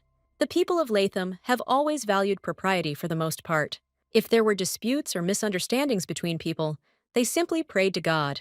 This was due to the fact that strife between people, and especially killing each other, is contrary to God's law. Renegar kneels before the girl and remembers how he used to live like this. Now it began to seem to him that there was some truth in her words. The guy suddenly asks if it's true that Karina is a descendant of the beloved of the god of the seas. The girl did not believe it, because she knew that all this was knowledge obtained from books. Renegar remarks that it would be nice if she were her descendant. He explains that then he would understand the reason why he is so drawn to her. The guy reminds her that she decided to put her own life on the line to save his. He says that belief in God is just an attempt to come to terms with the fear of death, and in order to become someone's god, one must first get rid of all shortcomings. Karina understands that he didn't feel guilty in the first place. Renegar was no longer someone who loved and revered God so much that he was ready to give his life for him. He kisses her, telling her that he doesn't have enough blood. The girl realizes that he has already fallen, that he has been completely consumed by passion. She slowly pulls away and smiles contentedly. Karina notes that she really is an apocalypse to the core. She says she never imagined that corrupting such a holy man would be so much fun. Pulling the guy closer to her, she communicates that she wants more. The girl playfully asks if he knew that she could show him even more. Renegar suddenly grabs her by the waist and kisses her, leaving her no chance to mock him. Karina is very surprised, not understanding whether he was always such a good kisser. Luna, sitting on a tree branch, thinks about her older sister. She couldn't understand how she could destroy Apocalypse. The girl remembers how much Richie did for his favorite. Luna wondered how the girl dared to kill her father. A small monster lands on her hand, and she immediately squeezes it so hard that it dies. The girl says that all traitors must die. She was no longer so weak, because the second stage of her growth had ended, and now she knew a way to become even stronger. Luna understood that she could kill her even now. Suddenly, her older brother, Jael, appears in front of her. She is very happy and rushes towards him to hug him. The guy does not reciprocate, which greatly offends Luna. She reminds him that they haven't seen each other for a long time, and then asks if he missed her. Jael informs her that the time has come and she should return to Apocalypta as soon as possible. The girl notes that her brother hasn't changed at all over this time. She says that apparently the tower has finally been restored. Luna says that she already knew about this. She suggests that it was very difficult to search for her brothers and sisters, one by one, and return them there. Smiling, she says that, thanks to him, many people were probably able to return. The girl slyly asks if her brother found Karina. When Jael hears such a familiar name, his attention to the dialogue increases several times. He asks in surprise if she found their sister. The guy grabs Luna by the dress and menacingly asks where Karina is. As he approaches the girl, she immediately smells human blood and realizes that he fought with someone again, but there was not a scratch left on him. She asks if he always makes that face when it comes to their sister, surprised that he likes her so much. Luna couldn't understand how the girl had managed to break their brother's steadfastness. She mockingly reminds him that Karina doesn't like him at all. The girl mentally confesses to her sister how much she hates her. She assumes that Jael is simply thirsty for her blood, since that is the only thing she could do to attract him. Luna happily suggests to him an idea, which is that the girl will deliver Karina's corpse to her brother, and he will make a stuffed animal out of her. She tells him not to worry about the blood, because she will carefully pour it into a jar. The guy, having no more patience, creates a fireball and again asks where their sister is. Luna smiles and moves to her griffin, stating that she doesn't like his angry face. She reminds him that he himself should know perfectly well that she will not tell him anything. The girl promises that she will be careful with Karina's body, but she might be missing some limbs. As she leaves, she says that she has always been interested in dissecting snakes. Jael notes that what he just saw was the power of one of them. He realizes that Luna killed someone and took his power. The guy says out loud that the fate of the weak is to be swallowed up by someone stronger. Karina breaks off the kiss and calls the man standing opposite her an impudent one. The guy points out that since she says that, next time he needs to be more assertive. He remarks that he would like to infuriate her even more. The girl had no idea what was on her interlocutor's mind. In fact, Renegar's role in this story was insignificant, because he was only the main character's first love. He was also considered a man with a kind heart and pure soul, who, unfortunately, died very early. At first, Karina thought that he was just a holy knight who would hate her as the storyline suggested, but now she began to doubt it. She notices that a lot of things have started to change in him. From a valiant knight, Renegade eventually turned into someone unknown. The girl had no idea where all this would ultimately lead. She smiles and remarks that it all looks very interesting. Renegar grabs her by the waist and suddenly asks why she is looking like that. He wonders if it might be that she wants to kiss him again. Karina, shocked, says that apparently this is what he wants. The guy lets her go and happily tells her that she is right. She says that they can't, because they have to leave early in the morning. When Renegar asks about the reason, the girl says that there are simply some reasons for this, because she did not intend to share her plans with him. She reports that they will reach Latham in about 4 days. The guy suddenly becomes gloomy when he hears about the number of days. He asks if this means that this is when they will break up. Karina playfully asks what he wanted. She asks him to speak and says that maybe she can help him. Renegar grabs her hand, stopping these gentle touches on his chest. He says that saying she can help him without having such intentions is a bad habit. The girl asks in surprise if this means he doesn't want it. The guy kisses her on the cheek and says that this is exactly what he likes about her. He says that he should go, leaving Karina in the same place blushing. Renegar reminds them that they need to leave tomorrow. The girl was infuriated by his behavior, but for some reason she wasn't angry. Chiron asks with interest if she has become attracted to this man. She asks with displeasure what the snake told Renegar. Chiron asks, confused, what they are talking about, pretending that he has nothing to do with it. He says that even if he hadn't said anything, the guy would have found out about everything sooner or later. The snake reminds that Renegar is a descendant of the god of the seas himself. Karina indignantly says that he didn't need to find out everything right now. Chiron says that he would rather hear about everything from them than from Latham's people, who will tell it from their point of view. Clutching her head with her hand, the girl says that this annoying man is driving her crazy. The snake suddenly notices that it seems to him that she even likes it. The girl recalls that she lived quietly for 3 whole years, and now she thinks that she can have a little fun. Karan reveals that he doesn't like the idea of having a human around at all when she's so weak. Karina says that although she wants to have fun, she is not going to cross the line. The problem was with Renegar himself, because just one drop of ink made the water in his mind irreversibly cloudy. The girl asks the pet to go to bed, saying that tomorrow they will need to leave this place. The snake says that if it is about Ciel's death, then he can simply destroy all the evidence. Karina wonders why he became so cheerful after eating well. She slowly takes the recently found note out of her pocket and shows it to Karan. The girl seriously reports that Luna was able to find them. Karina looks at her home for the last time and realizes that she is leaving her homeland. When she left her past life and walked away from Apocalypta, she didn't have this feeling. Chiron asks with displeasure if she really decided to run away because of some moon. He reminds her that the girl can kill her with a snap of her fingers, to which she says that it is too much trouble. Snake notes that, knowing Luna, it won't take jail long to find Karina after her death. The girl says that she has time until she is found. She says that they need to buy as much time as possible and get Renegar to Latham as quickly as possible. Karina says that after this, everything will end, and the two of them will go somewhere far away. She says she only wants to live peacefully with her snake. Renegar comes out of the house and announces that he is also ready. The girl is surprised to notice that his shirt suits him very well. She says that these clothes fit him perfectly, running her hand over his exposed chest.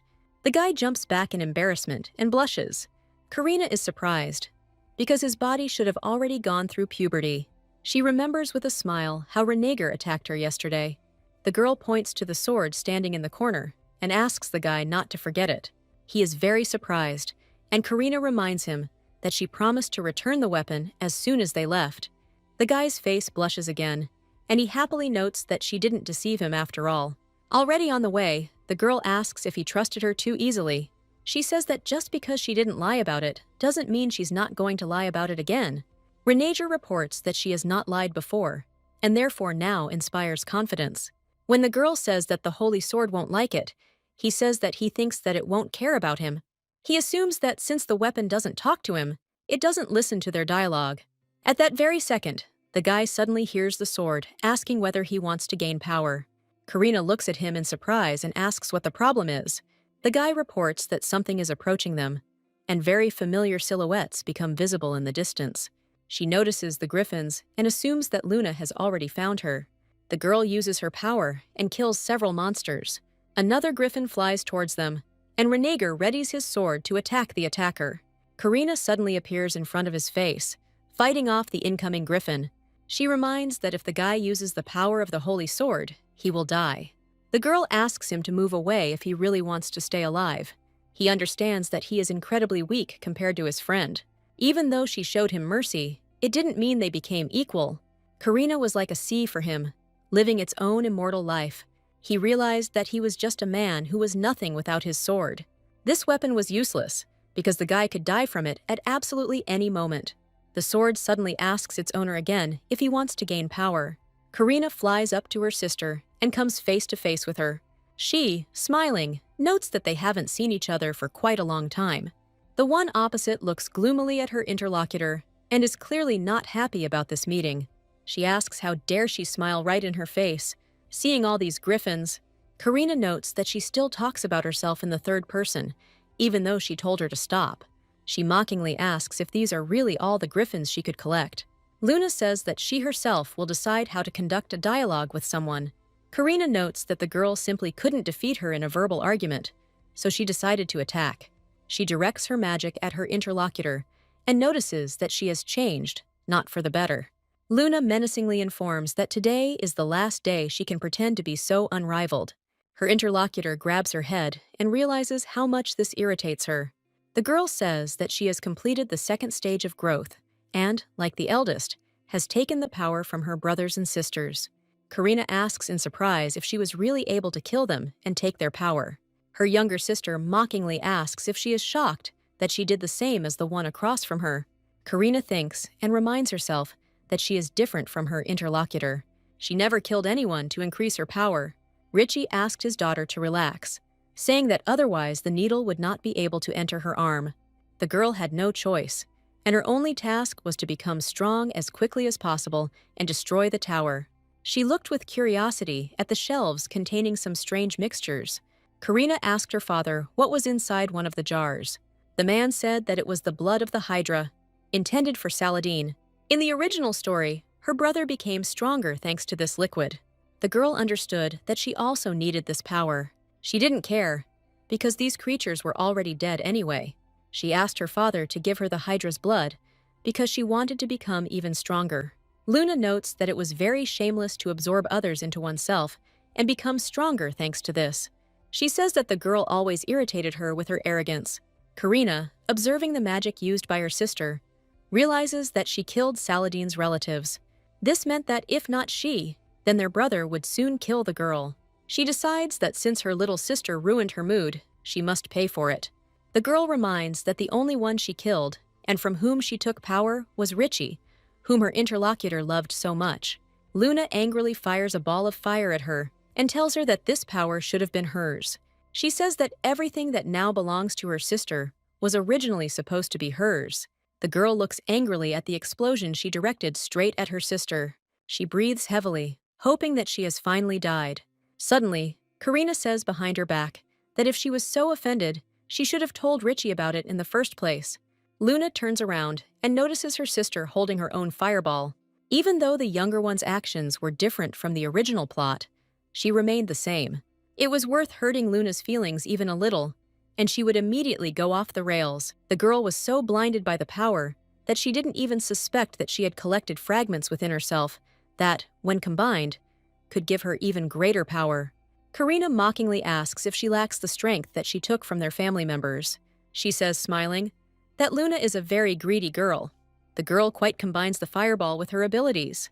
All this is directed at the younger one with words that she needs to be punished. Luna hated her older sister all her life. It started from the very moment she was born, from the moment she first opened her eyes. The girl always followed her father, because it was natural for those who, being an experiment of the apocalypse, were suddenly honored with the opportunity to gain life. Luna felt special among everyone, and that's why she hated Karina. If Richie gave an order, she always followed it flawlessly, while her older sister did nothing but get on her nerves and run away. Karina may have obeyed at times, but she still didn't do the job properly. Despite this, Richie still treasured the eldest the most. He preferred her more than Luna, who always obeyed him unquestioningly. The girl had to grovel at his feet like a dog to earn even a drop of attention. Karina at the same time received much more love, even if she just sat by the window, like a grateful cat licking her fur. The girl looked at her younger sister, captivated by Karan, who had enlarged himself. Luna says that her interlocutor is insanely pathetic because she uses her power against her. Karina reminds them that this is the one who killed their relatives and took their power. She says she doesn't want to spend a lot of time on the younger one. This was true, because the girl was now incredibly weak. It took all her remaining strength to turn her sister's weapon against her. Karina looks piercingly at her interlocutor, preparing to turn her to stone. The moon begins to slowly turn to stone, but suddenly, in an instant, it is restored. The girl looks at her in surprise, not understanding why her power didn't work.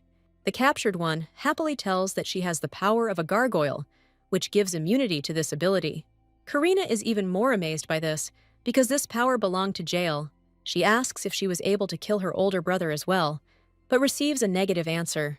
Luna says that he gave it to her himself and asked her to kill Karina. She mockingly asks how she feels when she is betrayed by someone from whom she least expected it. The elder one approaches her and asks who taught her to lie like that. She remarks that Jael must be missing her so much right now that he's bursting into tears. Karina says he could never do something like that. Suddenly, Luna spits at the one opposite her, without having any words in response. The older one angrily asks why she is so stupid. She reminds him that if he leaves her alive, she will still be killed by Saladin, whose relatives she killed. Karina prepares to use magic and says that it will not hurt her, and she will not even notice that she died. Suddenly, she is pushed away by a griffin that flies up to its owner. The girl is very surprised, because she was sure that she had killed all the monsters. She is about to use her power again, but suddenly feels a piercing pain in her neck.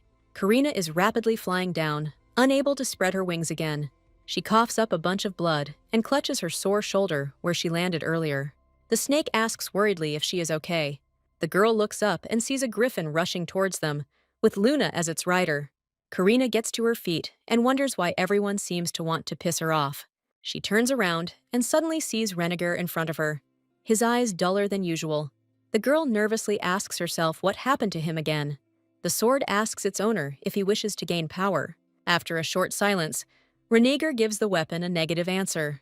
He says he knows he will die if he uses it. Sword asks what difference it makes to him if he is a knight of Latham and the son of a god. He reminds that the guy should follow God's will and not cling to his life. The weapon says that his body and blood belong to God, and only in this way will God live within him. He adds that his very flesh and life are all God's will and grace. The sword invites him to continue his journey in another guise. He says that the wages of sin is death, and God's gift will be eternal life in Latham. The weapon reminds that the sins that Renegar carries with him from birth can only be atoned for by death. The boy approaches the shining sword, mesmerized, telling him that the Son of God is obliged to shed sinful blood. The weapon asks its owner if he still fears death. Renegar takes the sword in his hand and gives a negative answer. Karina calls out to the guy, but does not receive any response. She remembers that she asked him not to interfere and stay away, but he even took out a sword. It seemed to her that he would hardly be able to resist Luna now. She says they need to stop Renegar as soon as possible. Chiron looks at her questioningly, not understanding why they would do this.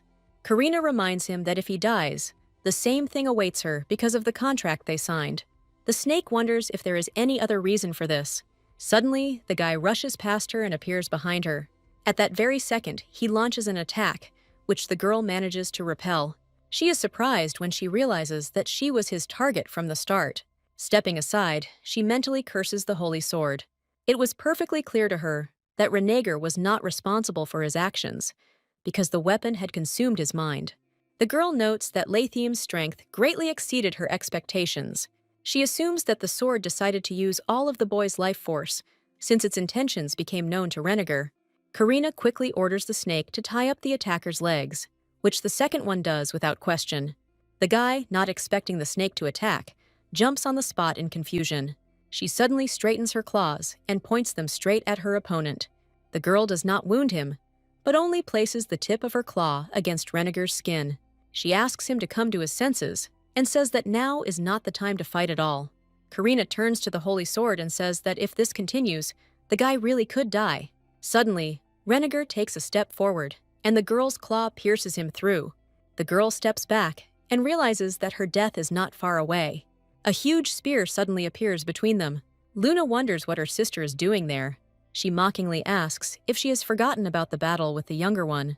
The girl sees the man from Latham and wonders why Karina doesn't kill him. The eldest one says that it is none of her business at all, not wanting to give any answer. Luna notices that the girl is angry with her for the first time in a long time. She suddenly launches her spear at the guy, but he manages to defend himself. The girl notes that her older sister is very careful with Renegar and says that in that case, she is obliged to kill him. She sends a fireball towards the guy, but Karina manages to form a huge dome around them. The elder angrily asks Renegar to finally come to his senses. She turns around and notices the frightened look of the person standing next to her. Karina realizes that her acquaintance has just plunged a holy sword into her. She falls to her knees, losing more and more of her strength with each passing second. Chiron shouts worriedly at her to gather her courage and continue the fight. The girl gets to her feet and irritably grabs the guy by his shirt. She says that if he still doesn't come to his senses after this, she will definitely kill him. After this, Karina kisses Renegar, which surprises him quite a bit. The sword immediately begins to scream at its owner to finish off the apocalypse standing nearby. The guy who came to his senses doesn't understand how he could even allow the thought of killing Karina. The weapon tells him that this is the true power of Latham, and no apocalypse can stand against it. The sins that Renegar has had since birth can only be atoned for by death. He always went to the battlefield with the thought that as soon as the battle was over, he would die. The light of the sword was his strength and even life. That is why the guy never heard or asked for communication that this weapon would save his life. God had already wanted to end Renegar's life several times. He slowly pulls away from Karina's lips and looks at her frightened face. He didn't understand why this girl gave him a chance to live in this world. The sword suddenly again cries out to its owner, in alarm, that now is the time to kill the apocalypse.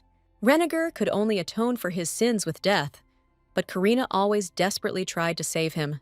That is why the guy decides to refuse to atone for his sins and refuses to die. The second this decision is made, the sword immediately ends up on the ground, and not in the guy's hands. Renegar rushes to the girl and asks in tears why she didn't kill him. Karina asks herself which of them should be crying now. She pushes him away and asks him to get out of the way, since he has finally come to his senses. The girl says that if he feels sorry, then first he should melt the holy sword. She reminds him that he can't be trusted at all. Renegar asks worriedly about her condition, and she replies that it is none of his business. He wonders if he was the cause of the wound on her hand. Karina reveals that she would not have fallen under his sword twice, and that this wound appeared during the fight with Luna. Suddenly, her hand darkens, and in place of the previous one, a new, completely healthy limb appears. She assumes that it looked disgusting on the guy's part. Renegar says he would never have said such a thing because it looked so great. Suddenly, a loud roar is heard from above, distracting their attention. The girl tells her interlocutor to run away as soon as the barrier dissipates. He wonders with concern how she will do it with such wounds. Karina notes that he will be even less able to defeat Luna. Renegar suddenly grabs the holy sword again, refusing to leave. She indignantly shouts at him to put the weapon out of his hands, turning to her interlocutor. Suddenly, the guy's use of the sword takes on a new appearance, and it looks completely different. Karina notes that this was a completely different force. Luna guesses that there must be some weak spot in her sister's barrier.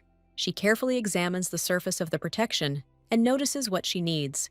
The girl happily charges a fireball and is about to direct it towards the enemy. Suddenly, sparks of unknown origin begin to appear around her. Luna is very surprised, because none of the Apocalypse possessed such power. Renegar reports that the power he holds in his hands is the power of God himself. Karina glances at him and notices that his blonde hair has suddenly turned black. The guy says that now he can finally renounce everything. Penelope, surrounded by a whole bunch of monsters, asks herself if this is really the end. She clenches her hand into a fist and notes how unfair this all is. She was sorry that she was never able to avenge the dead Renegar.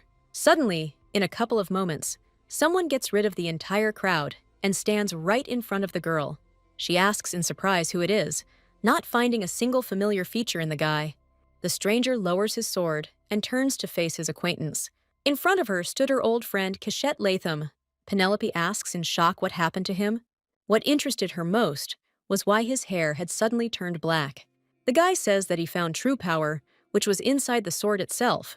He says that this color symbolizes the color of their resentment. When Penelope asks who he is talking about, he says that it doesn't matter now. Cachette informs her that she only needs to know that he has become the true owner of the Holy Sword. He was the new owner of the very sword that Renegar left behind.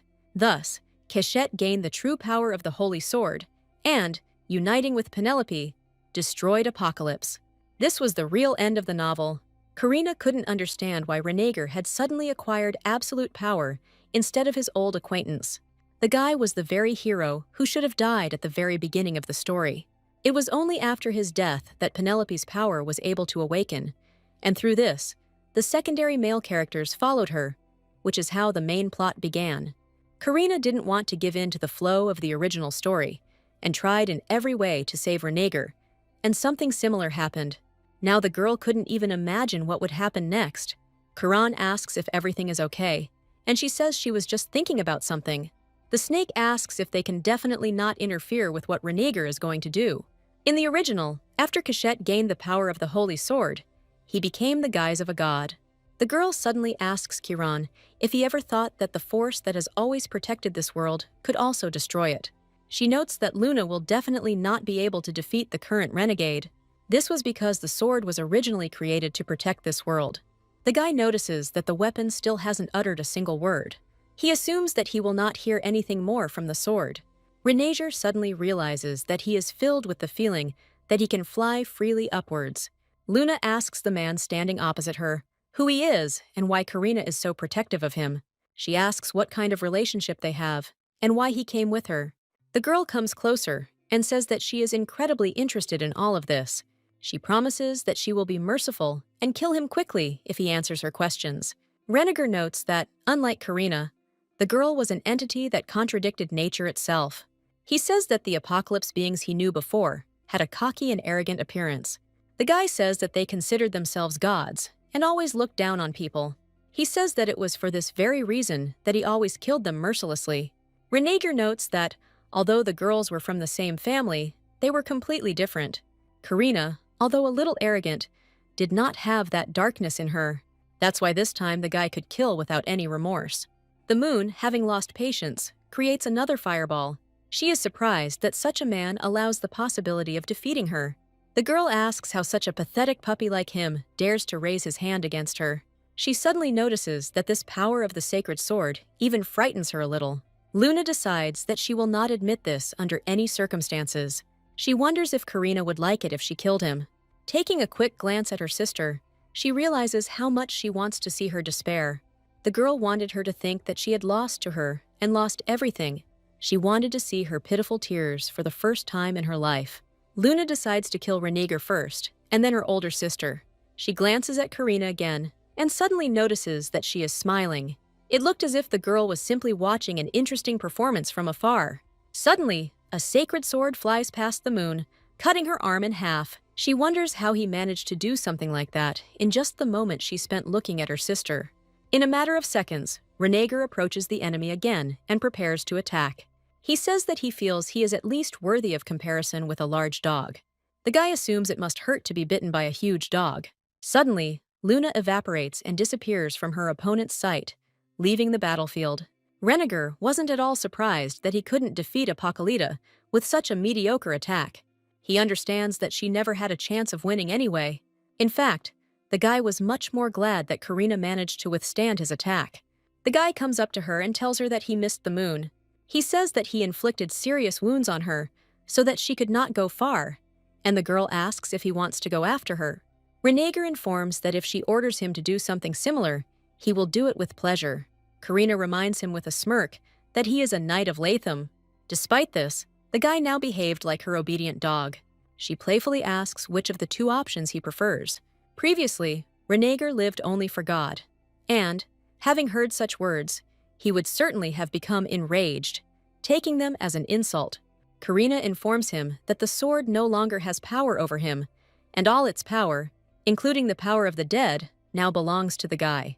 She says he is no longer in danger from using weapons. This was due to the fact that he became its true owner.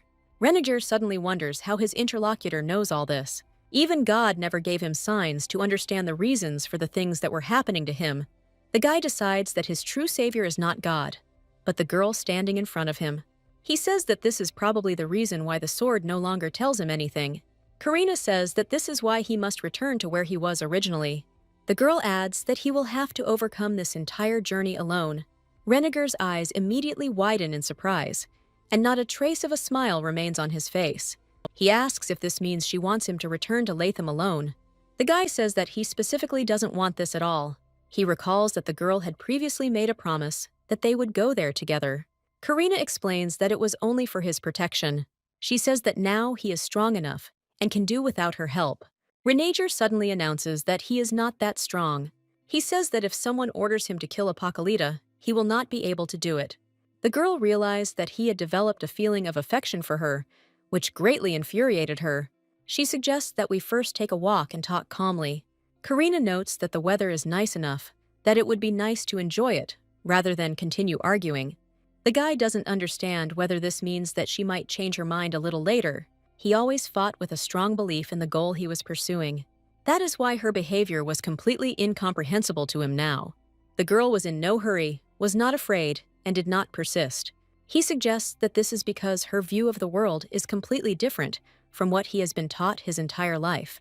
Renegar wonders if she always behaves like this. He says that the girl looks as if she is completely detached from this world and everything that happens in it. Karina steps forward and says that it is not about detachment at all. She looks into the distance and says that this is humility. The guy asks worriedly what she has come to terms with. He assumes that her risking her life to save him was simply so that she would not have any regrets before she died. Renegar asks if she has come to terms with the fact that she will die. The girl says that she has neither an irresistible desire to live nor an irresistible desire to die. She was born for the first time into a world where killing people was forbidden, no matter the circumstances. Every person living in this world knew about it. That is why those who crossed this line were incredibly few. It felt as if the devil himself only considered such a choice in extreme cases. After the girl ended up here, she became the evil of this world, which could take the life of anyone on a daily basis. In order to get used to such radical changes and not go crazy, it was necessary not to swim against the current, but to come to terms with everything and just let go. In fact, sometimes Karina thought that if she died in this world, she would be able to get to another, better world. Her brothers and sisters died, giving their power to a child who didn't understand anything and burdening her with the responsibility of becoming stronger. The girl says that, so that they would not die in vain, she had to stay alive. Renegar notes that it is rather stupid to live for this reason alone. She asks if he can understand her, when all he has done all his life is survive for a higher purpose. Karina reveals that she killed her father and destroyed the tower because she did not want to spend her entire life in war and clinging to existence. She says that now she doesn't want it anymore. The girl says that there is no meaning in her life, and nothing will change whether she dies or lives. She says that if she is destined to live, she wants to spend all her time in peace and tranquility. At such moments, she allowed herself to think about the future, but since she had destroyed her world with her own hands, she could no longer be near him. Karina suddenly says that she agrees to go with him to the borders of Latham. The only condition she makes is that he must not try to look for her after this. Luna, landing near the battlefield, promises her sister out loud that she will destroy her. She grows a new arm and realizes that she only lost because of the man from Latham. Suddenly, she notices someone's presence and decides that the guy has followed her. The girl sees how her last griffin was captured by an unknown person. She breathes a sigh of relief when she realizes it's not Renegar. Luna angrily asks what right the stranger has to touch her children. Penelope notices that in front of her stands Apocalypta, who killed all of Defon's spirits and escaped. She says that she is very happy about their sudden meeting. The girl says that she was looking for her in order to kill her. Luna wonders how she is going to do this, being just a human. Suddenly, she is grabbed by the neck and lifted up. Apocalypta saw this power for the first time and immediately recognized it as incredible. Penelope notes that they all always say that when they see her in front of them. She says it is an honor for someone like her to die at the hands of a man. The girl pins the opponent to the ground and prepares to attack. Finally, she says that Luna, so be it, may not thank her.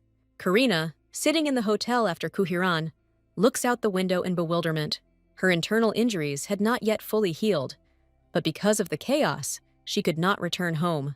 Renegar managed to rent a room in a hotel, so the girl felt a little calmer.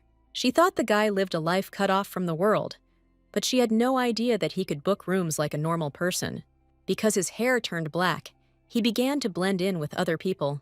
Chiron suddenly asks what she's thinking about, and then asks if anything is bothering her. In fact, he was right, and the girl really was worried about something. With the power that should have been wielded by another, now in the hands of Renegar, it became difficult to predict how events would unfold next. She couldn't tell the snake about it, so she simply said that her neck hurt. Chiron worriedly assumes that the wound began to open up and fester, which was to the girl's advantage, since she wanted to distract him with this conversation. Suddenly, the snake suggests that she try to find Lephios. His skills in medicine were undoubtedly better than anyone else's, although his methods did have some side effects. He begins to insist that she ask him for help, but Karina aggressively makes it clear to him that she does not want this. She reports that despite the fact that she was in hiding all this time, Luna managed to find her, which means that the others are looking for her too. The girl says that if she meets Lephios, she will definitely reveal her location to them. She assumes that if she is caught, she will be sent to the tower again, but this time it will be much more difficult to escape. If it is revealed that she killed Richie, she will be executed, and even if it is not revealed, she will be forced to participate in the war. Chiron is silent for a moment and asks what about Renegar's help. He reminds that the guy has healing powers, and if he helps, then at least for a while, the problem will be solved. The girl recalls that during the battle with Luna, when she kissed Renegar to bring him to his senses, her wounds began to heal. Although it sounded ridiculous, it was actually possible to try this method. Karina didn't want to, only because the guy's eyes didn't resemble a loyal dog, but rather the gaze of a greedy snake. She realized that if he really were an obedient dog, he would be more like Saladin.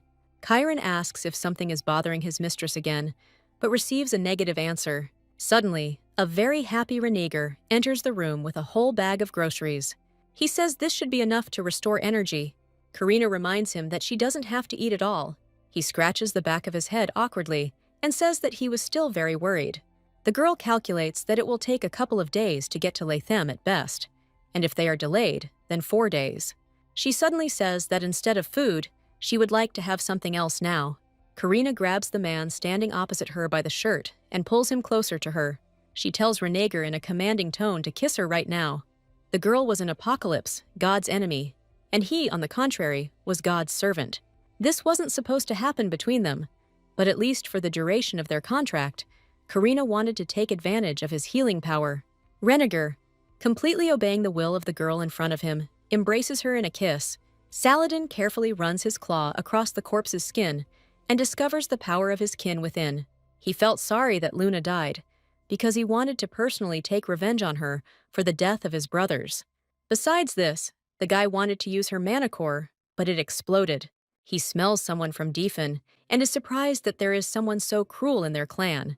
Saladin decides to take a closer look at the dead man's scent. Suddenly, he feels something familiar, but very subtle. Without a doubt, it was the scent of Karina Apocalypta. The guy was completely sure that his sister had previously dated Luna. He suggests that, in this case, it was Karina who became the killer of the younger one. Saladin immediately dismisses this thought, because in that case, the scent would also remain on the trees. Suddenly, he hears Jael's voice nearby, asking what this guy is doing here. The elder reminds him that he had previously been ordered to appear at the tower. Saladin indignantly asks why he should obey him. Suddenly, Jael aims his blow at him, but luckily misses. The younger one asks if he really intended to kill him.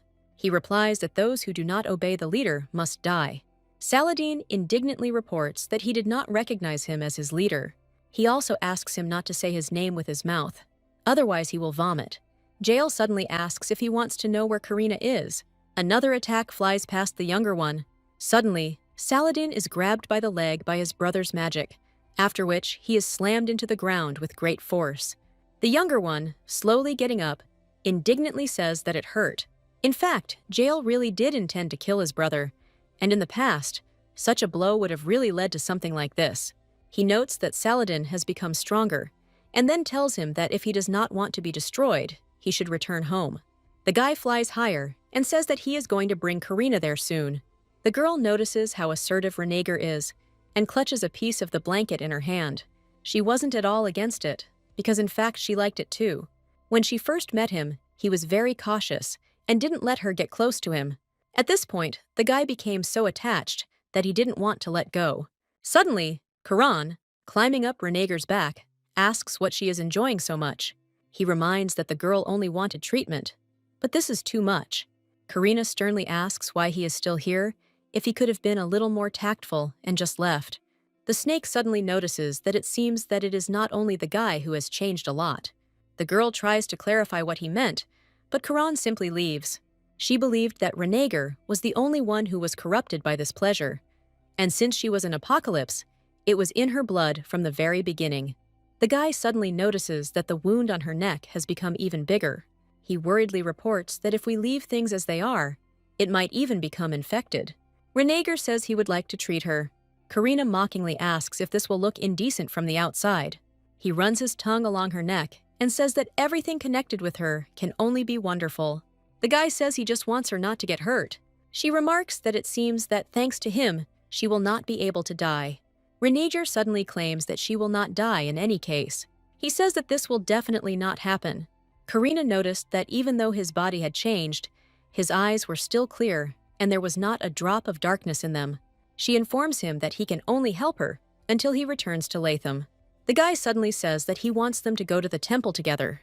He reminds her that it was only thanks to her help that he was able to change, for which the girl must answer. Renegar insists that she take responsibility for him. The girl wondered if she could make it so that there would be darkness in his eyes too if she continued. She immediately puts this thought aside, because she understands that these are just emotions. Karina stands up and indignantly asks why she should go to the temple with him. She understands that she must not forget about the existence of reality. Observing the surprised face of her interlocutor, She reminds him that their deal was only that she would take him to the gates of Latham. He grabs her hand and asks if Apocalypse is chasing her. The guy says that if she goes to the temple with him, she will be safe. For Karina, helping always became a duty, and duty a burden, so it was easier for her to be alone. She wonders how Apocalypse can go to the main temple. He reminds her that, although she is an enemy of God, she previously saved his life. The girl says that this does not change her true nature, and there is no point in Apocalypse and man being together. Suddenly, Renegar asks why she lived in the human world then, pretending to be human. Karina's eyes widen at first, but after a couple of seconds, she angrily grabs her interlocutor by the hair. She notes that he has become much bolder than before. The girl mockingly asks where the cowardly dog who used to cower at the sight of her has gone. She says she didn't raise him to be a hunting dog. Grabbing her hand again, Renegar asks why he can't be a loyal dog who protects her. He says that in Latham, she will be able to safely enjoy her daily life. Karina wonders what guarantees there are that the people in the temple won't come for her. The guy kisses her wrist and promises that he will protect her. She mockingly asks if he really thinks he can keep her safe. The girl assumes that he wants a doll for himself, which he can always protect in his arms. She says she is far from becoming someone like that. Finally, Karina says that she will not go to Latham, after which she asks him not to make her repeat herself. She enters the room where the snake is, which wakes him up. He says he heard screams and then asks if everything is okay. The girl tells him about Renegar's offer to go together to the territory of Latham. Suddenly, all the guests in the main hall become silent and look in one direction. The reason was Karina, slowly descending the stairs straight towards them. She continues her dialogue with the snake using telepathy and says that Renegar's proposal is complete nonsense. The girl indignantly asks why Chiron doesn't comment on this. The snake suddenly says that it would be a good idea for her to go there. He reminds her that Jael is looking for her, and in her current state, Karina won't be able to defeat him. She tells Karan again that she has no intention of going anywhere. Unexpectedly, Renegar sits down next to her, reminding her that she still hasn't eaten anything. The girl didn't understand if he had even a drop of pride if he followed her after she told him all this. He notices that there are a lot of people here who are looking around casually. Karina says that, from her point of view, he is no different from them at all. The guy happily reports that everything she says is correct. She remarks that this is rather boring, and Renegar admits that he is ready to become a rebel if that is what she prefers. He reminds her of her words about how he is no different from those people, after which he clarifies that their behavior is inappropriate. The guy angrily informs her that she is not something to be stared at. Karina notices with a grin that he is also staring at her. He suddenly says that she can gouge out his eyes right here and now if it bothers her. The girl is very surprised that, apparently, he has felt exactly this kind of blind love for Latham all his life. She reports that it doesn't bother her that much. Karina adds that it will be difficult not to look at each other while they talk. He wonders if this means he is different from others. Renegar asks if she would be at peace if he gouged out the eyes of all these people right now. The girl decides that if this wicked love is the kind of love that God receives, then appearing to him might be fun. At night, Karina goes to the cemetery with her snake. Chiron asks why she came here at such a late hour. She says that she wants to check something. With a single snap of the girl's fingers, several dead people suddenly emerge from under the ground. She asks if there have been any suspicious movements near them or signs of Jael's presence. The zombies answer negatively, and the girl asks if they have seen bats. After thinking for a bit, the dead men suddenly give a positive answer. She tells the snake that her brother must be somewhere nearby. Since they were near a village, and there were no caves nearby, the only bats that could appear here were Jael's familiars. Even though he had established contact with Luna, the girl thought he would be too busy rebuilding the tower to be interested in her. Karina orders the dead to return, seeing no further need for them. She realizes that she had completely underestimated her brother's obsession. Chiron wonders what she plans to do now. He says that while Jael is around, she won't be able to make any hasty moves, so she needs to get ready for Latham. The girl refuses again, and the snake asks her not to be so stubborn. He asks if she doesn't understand that this is the best option. In fact, Karina understood this perfectly well, because it was better to avoid meeting with Jael if possible. The guy was the most powerful villain in the original story, as well as the final boss. His madness has long since gone beyond the scope of what was originally written in the novel. She remembers Jail coming up to her and asking what her blood tasted like. The guy begged her to let him try at least a little. He said that he could not bear the torment of this curiosity. Instead of fear, Karina always felt disgust. It was at that moment that her ultimate goal was finally fully defined. It wasn't just survival. It was survival until the Apocalypse family was completely destroyed. They were destined to be destroyed by the awakened Penelope and her companions when the divine demon broke out. Karina always wanted to see the tower collapse from a safe place with her own eyes. After that, she planned to find the hidden members of the Apocalypse and kill them one by one, completely depriving them of any chance of revival. She then wanted to extract the mana cores of her siblings embedded in her body. The girl had to arrange a funeral for each of them and let them disappear. Only when all the debts were paid, at the very end, would she be able to end her life. Karina notices an apple nearby and involuntarily remembers Renegar again. Suddenly, the plot changed dramatically. For Apocalypta to be destroyed, Penelope had to awaken. Cachette, the second main character, was supposed to become the master of the sacred sword. It was unknown what would happen to the main character's revenge if Penelope found out that Renegar was still alive. It was also unclear about Cachette, who was supposed to become the master of the sacred sword, which is still occupied by another person. The girl didn't know if the unawakened protagonists would be able to defeat Apocalypta. She says out loud that if the allied forces cannot defeat Apocalypta, then she will have to fight. After a short silence, Kiran asks if she is afraid of dying. Karina responds with denial, because when has she ever experienced something similar? As she heads towards Latham, the girl assumes that Jail's followers must know where she is going. She knew she couldn't defeat her brother on her own, but if Renegar joined, they would buy themselves some time. Karina wondered how things had gotten to this point if she had hidden it so well before. She understands that if she had not met Renegar earlier, nothing would have happened. Suddenly, the guy grabs her hand, distracting her from her own thoughts.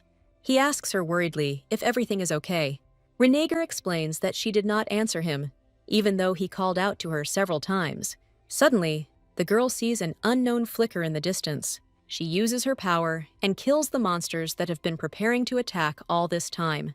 Karina continues on her way as if nothing had happened, reporting that she was lost in her thoughts. She asks if the path has always been this dangerous, reminding them that they have already encountered dozens of monsters. The guy explains that it's because they're on Lathem's land, and they're all naturally drawn here.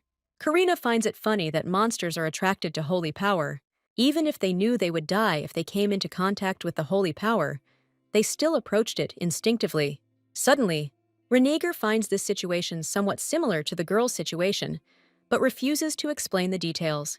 Karina notes that they are seeing more and more monster nests, which must mean they are getting closer. He confirms her guess and says that they will soon reach the road. The guy worriedly says that he can deal with the monsters himself, because she is not fully recovered.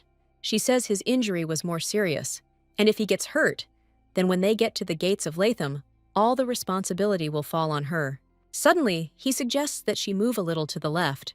Karina asks what's wrong, assuming it will be faster that way. She turns around and notices a dead body next to her. The girl asks if he thought that she would be disgusted to see something like that.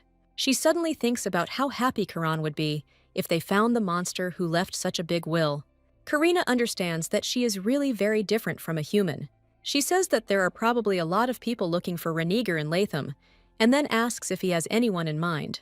The guy says that there is one girl who has been following him everywhere since they were kids. She immediately realizes that we are talking about the main character, Penelope. Renegar reports that she treats him like a family member, but Karina understood perfectly well that she treats him more like a lover. He says that the girl was probably saddened by his disappearance, so she will be delighted with his return. Karina recalls how obsessed Penelope was with him in the original story. She says he's very lucky that he's wanted there, not understanding why it irritates her so much. Suddenly, the guy catches up with her and turns her towards him, grabbing her hand. He asks if she has forgotten what he did and said earlier. Renegar says it doesn't matter who's waiting for him. He says that the only thing that worries him very much is that Karina is far away from him. She pulls her hand away and says that she is already next to him now. The guy seriously asks if she really thinks so. He says that sometimes he feels like she doesn't belong to anyone at all. That's why he wanted to hold on to her even tighter. The girl says that he himself knows perfectly well that this is impossible.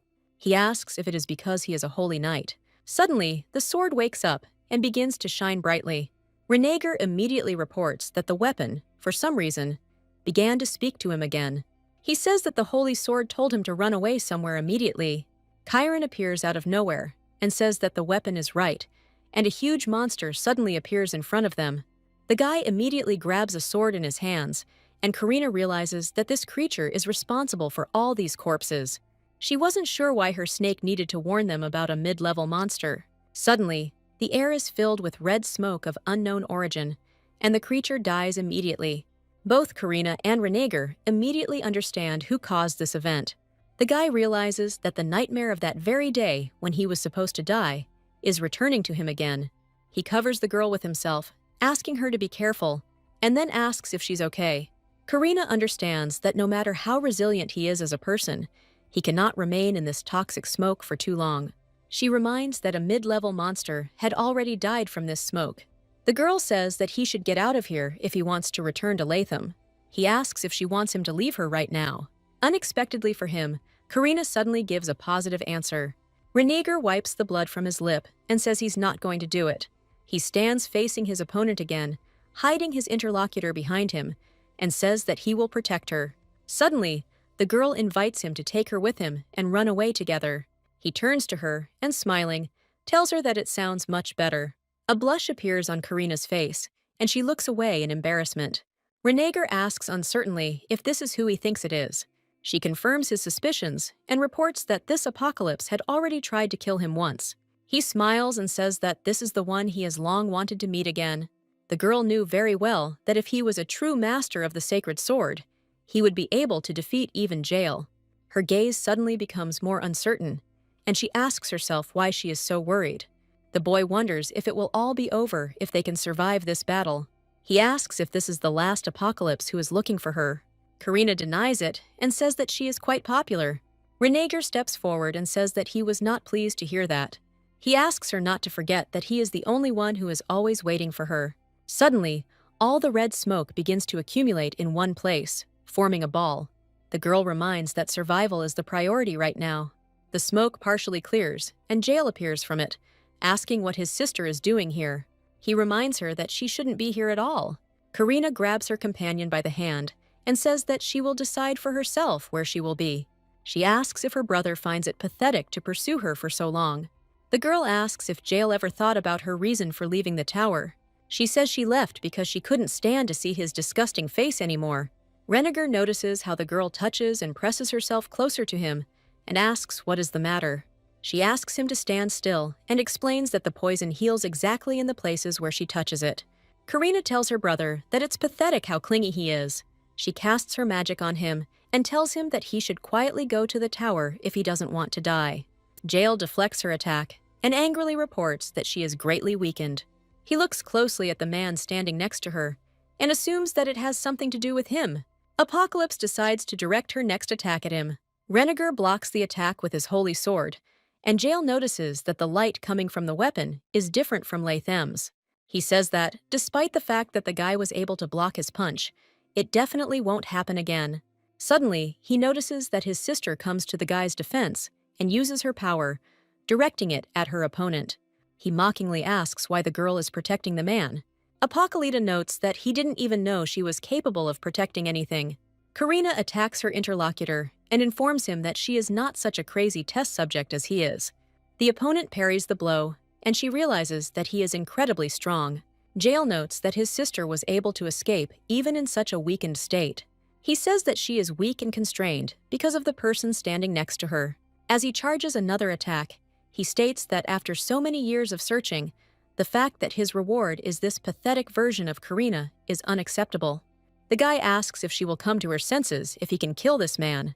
He believed that Karina belonged to him even before she was born. Jael thought that if, by some chance, she died in the war against the humans, then that would be the moment when he would surpass his father in strength. He made assumptions about what would happen if he killed her with his own hands. The guy assumed that in this case, he would be able to become stronger. It was her cold and strong character that was able to keep him from this temptation. After the tower collapsed, the girl hid so well that it took years to find even a trace of her. and after so much time, Jail finally managed to find her shadow. He thought that once he found his sister, everything would be over. The guy believed that all he had to do was return her to the tower. He thought that if he created a room at the highest point and locked her there, it would put an end to his melancholy. This was what he believed in all these years. Jail remembers with anger that the girl smiled at the guy standing next to her. He attacks the two of them, realizing that Karina has never smiled at him in her entire life. Apocalypta remarks that he spent too much time killing this small fry. He takes a closer look and suddenly realizes that he has just made a big mistake. Renegar is relieved to see that his companion is still alive, and then realizes that she is not that weak. After this, he gets to jail and wounds his wing. When the guy lands, Karina praises him quite a bit. She decides that living on the run forever seems like too much of a hassle. Immediately, countless dead people emerge from underground under her leadership. The girl says that she thinks it would be better to just kill her brother instead. Chiron suddenly asks her to calm down and think about her health. He says that repelling Jail's attack was already difficult enough. The snake asks what might happen if she also raises so many undead at once. This didn't stop Karina, because she thought that they had to kill their enemy here and now. For some reason, she had the feeling that Jail wasn't as strong as he was in the original story. She assumes that he also had some kind of awakening in the middle of the novel that she forgot about.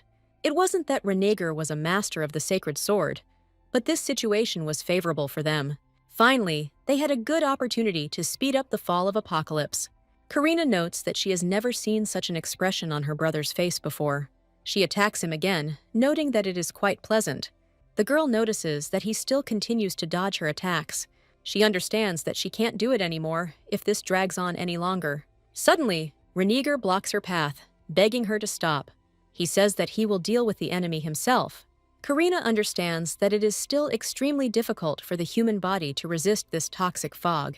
She asks the guy to step aside, saying that he looks like he's going to fall over before her. Suddenly, the girl feels a piercing pain in her neck. She turns around and notices a pleased Karan involved in this. Karina realizes that her snake and Renegar conspired and injected her with a sleeping poison. The guy reminds her that he promised to protect her. He says that's why he doesn't want to hear her worry about him. The girl reminds him that he could die. Renegar smiles and says that he simply cannot die here. He says that he will definitely live exactly until their oath is broken. After this, the guy stands facing his enemy and explains that he must save Karina. Suddenly, Penelope senses a bloody battle nearby. It was a prelude to a brutal battlefield where monsters try to kill each other and cut through everyone. Her subordinates ask worriedly if she is okay. The girl understands that this energy, the sign of the goddess of war, cannot be confused with anything. She reports that Apocalypse is located not far from them. The subordinates are very surprised and say that they have never received such a report before. Penelope asks if they mean to tell her she's wrong. They hesitantly answer with a negative, when suddenly the girl announces that there are 2 apocalypses nearby. Suddenly, they all notice someone attacking nearby. Penelope immediately orders them to gather everyone with the priest, but her subordinates say that they are not ready for anything yet. They report that even if they gather everyone now, they won't have nearly enough people. One of them adds that, in that case, Apocalypse will simply wipe them off the face of the earth. Suddenly, Penelope punches the nearest wall with all her might. She asks since when did their own lives become so dear to them. The girl says that she will go with them so that no one dies today. She believed that people should consider it a blessing to have the chance to kill these vile apocalypses. Allowing those with weak faith to destroy themselves was an option, but she couldn't do it. The girl understood that she had to protect this place and all these people. She intended to do this in the name of her late friend Renegar. Jail remarks that he should probably commend the man for still being alive. He gives him credit for fighting quite well. Renegar reveals that he is curious to see how long his opponent can maintain this arrogant attitude. He asks if he will continue like this once he cuts off his head. After this, the guy attacks the one standing opposite him, and he tries to repel the attack. No matter how hard Jail tries, he fails this time, and Renegar manages to wound him. He places his foot on it and asks how his opponent feels. The boy wonders what it would be like to meet death at the hands of a man he despised so much. Apocalypta suddenly smiles and says that it is quite funny. He asks if Karina will be happy if he kills him. Renegar, perplexed, reminds that the girl wanted to kill him. Jail says happily that she wanted to do it herself. He says that no matter how hard the guy tries, he will not win Karina's heart, because she is not like the other apocalypses. The guy says that a person's short life cannot contain their endless agony. Jail suddenly goes silent, and then reports that there are people nearby. This distracts Renegar, and Apocalypse manages to escape his grasp. He evaporates with the words that he will still retreat for today. Apocalypse warns that the next time they meet, he will kill a man. Renegar realizes that he has let his guard down, and his opponent has managed to escape. He decides to help Karina, when suddenly he hears a familiar voice. The guy turns around and sees a frightened Penelope in front of him. As a child, when the girl woke up, she noticed an open door and went to it, calling Riley to her. She says she wants to play toys with Rodri. Opening the door even further, Penelope excitedly asks what happened to the princess from the fairy tale they read yesterday. Suddenly, she notices in front of her a pile of corpses of people dear to her. She didn't understand why everyone was dead if Dafin was the clan chosen by the gods. Suddenly, a living priest approaches her and tells her that this is the reason why the girl is here. He says that she was not born, but rather simply appeared. Suddenly, he is pierced by red claws, causing him to die on the spot. An unknown person asks her to remember that she is destined to become a great person. The priests whisper among themselves about the child who was found on the altar, lying unharmed on many swords. One of them reminds that she remained completely unharmed after the apocalypse's attack. Suddenly, a boy approaches Penelope, asking if what those people said was true. He reports that, apparently, the girl was the same as him. She asks if he will disappear like the others and die soon. The girl hesitantly asks if he will stay by her side. Smiling, Renegar extends his hand to her. He says that he will be with her and that the truth will not die. They joined hands, and it was at that moment that the boy gave her his promise. It lasted exactly 15 years until Renegar's untimely death, as written in the novel. Penelope suddenly rushes in tears to her, as it turns out, living friend. She says she really thought he was dead. Continuing to cry bitterly, the girl repeats that she thought he was no longer there. She reports that absolutely everyone told her that he was dead, but she did not believe it until the very end. Penelope was glad that she was right, and also that he was standing in front of her right now. She suddenly asks worriedly why he has that expression on his face, after which she assumes that he is not happy to see her. He says hesitantly that he is very glad to meet her. The guy thanks her for being able to wait for him. She opens her arms, hoping to hug her old friend again. Renegar steps away, asking her to wait a couple of minutes. He says that he urgently needs to help someone. The guy comes up to Karina and asks if she is okay. He presses his ear to her chest and notices that she has a heartbeat. He was glad that the apocalypses were at least somewhat similar to people. Chiron suddenly crawls up to them, asking if they have forgotten about him. He angrily tells the guy to go to his mistress, which surprises the man. The snake angrily announces that he left Karina and went to hug another girl. Renegar says that this is not at all what he thought, to which Chiron responds that he intends to tell his mistress everything as soon as she wakes up. Suddenly, Penelope calls out to him, and the guy turns his attention to her. She asks in a trembling voice what he is doing. The girl reminds him that this is Apocalypse, and he shouldn't help her. Renegar reveals that she saved his life, and that she no longer belongs in the tower. Penelope says that she already knows this girl very well, like everyone else. She adds that his interlocutor must also be well aware of her.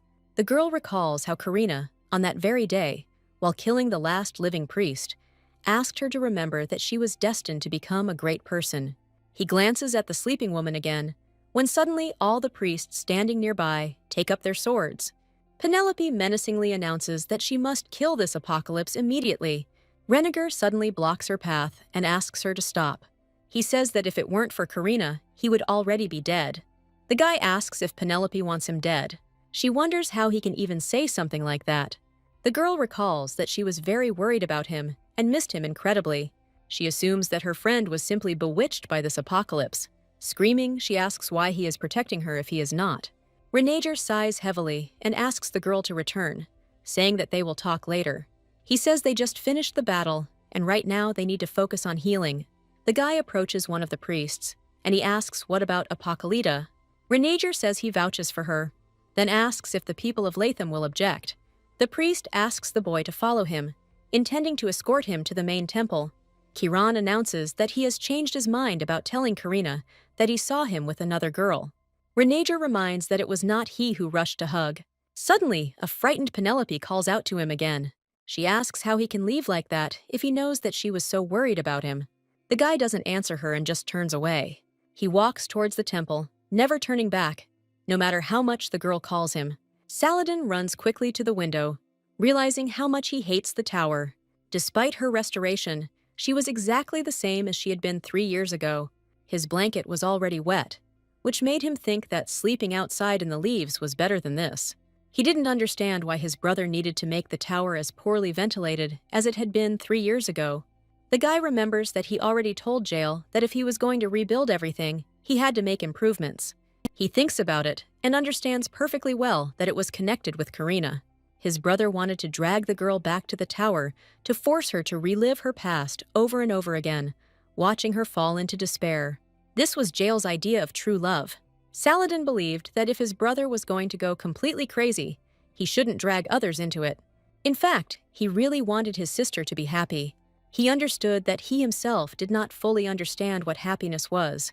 But this did not stop him. The guy wanted Karina to smile, just like he smiled when he saw her. He assumes that Jael has already found the girl, after which he asks himself if she will come to the tower voluntarily. Saladin knew perfectly well that she would never smile at them after this. Karina never smiled at them and always looked at them with an expression of disgust. She even did this when she looked at herself in the mirror. The guy wasn't surprised that she deliberately lost the first divine war and killed their father. Saladin suddenly thinks joyfully that he is the only one who cares about Karina and who knows such details. Suddenly, he notices burgundy magic approaching him through the window. She instantly flies into the tower, and a weak Jael appears on the floor. He coughs up blood, not yet showing any signs of life. Saladin asks indifferently if he is dead, and then asks if Karina did this to him. He reminds that he already told his brother not to mess with her because she is strong enough. The wounded man suddenly opens his eyes and looks menacingly at his brother, which does not frighten the latter at all. Saladin realizes how strange this is, because even though Karina is strong, she shouldn't be able to compete with Jael. He carefully tries to find out what happened in the end. The guy sniffs and suddenly smells Lethem. He asks in fear how this could have happened if his brother was going to look for Karina. Saladin, without stopping for a moment, asks again why his brother smells of Lethem. Jael tells him with displeasure that their sister was with a man from Lethem. The younger one's eyes widen, and he asks how this happened and why their sister was with him. He begins to shake his brother and asks him not to fall asleep, but to answer him. Suddenly, Jael grabs his arm and tells him to shut up, then tells him that if he says another word, he will kill him. Saladin, slightly frightened, lets the elder go. He guiltily asks where Karina is now. The girl sleepily opens her eyes, and the first thing she asks herself is where she is. Chief Sven reports that he is very glad to see that the boy has returned alive. He remarks that he should be reprimanded for bringing Apocalypse with him. Renegar, after a short silence, reminds her that she saved his life. The man says she is an enemy who slaughtered their clan. The guy repeats again that if it weren't for Karina, he would already be dead. After a short pause, he asks whether it would be better if he died. Headmaster Sven says that he hid Apocalypse for him, because if the clan finds out that the guy is with her, they will condemn him. He asks why the guy says such things then. The man adds that he also kept the reason for his survival a secret, and announced that he bravely fought off numerous enemies and survived. He reports that Renegar is now extolled to the skies, and all their followers offer prayers of thanksgiving. Sven says that he is also very grateful that the boy came back alive. He adds that, in addition to this, he gives thanks to their god, Lethem. After a short silence, he announces that Apocalypse cannot remain in the temple. Sven says that allowing such filth to defile Lethem is blasphemy that will anger their god. He says he believes Renegar can handle it.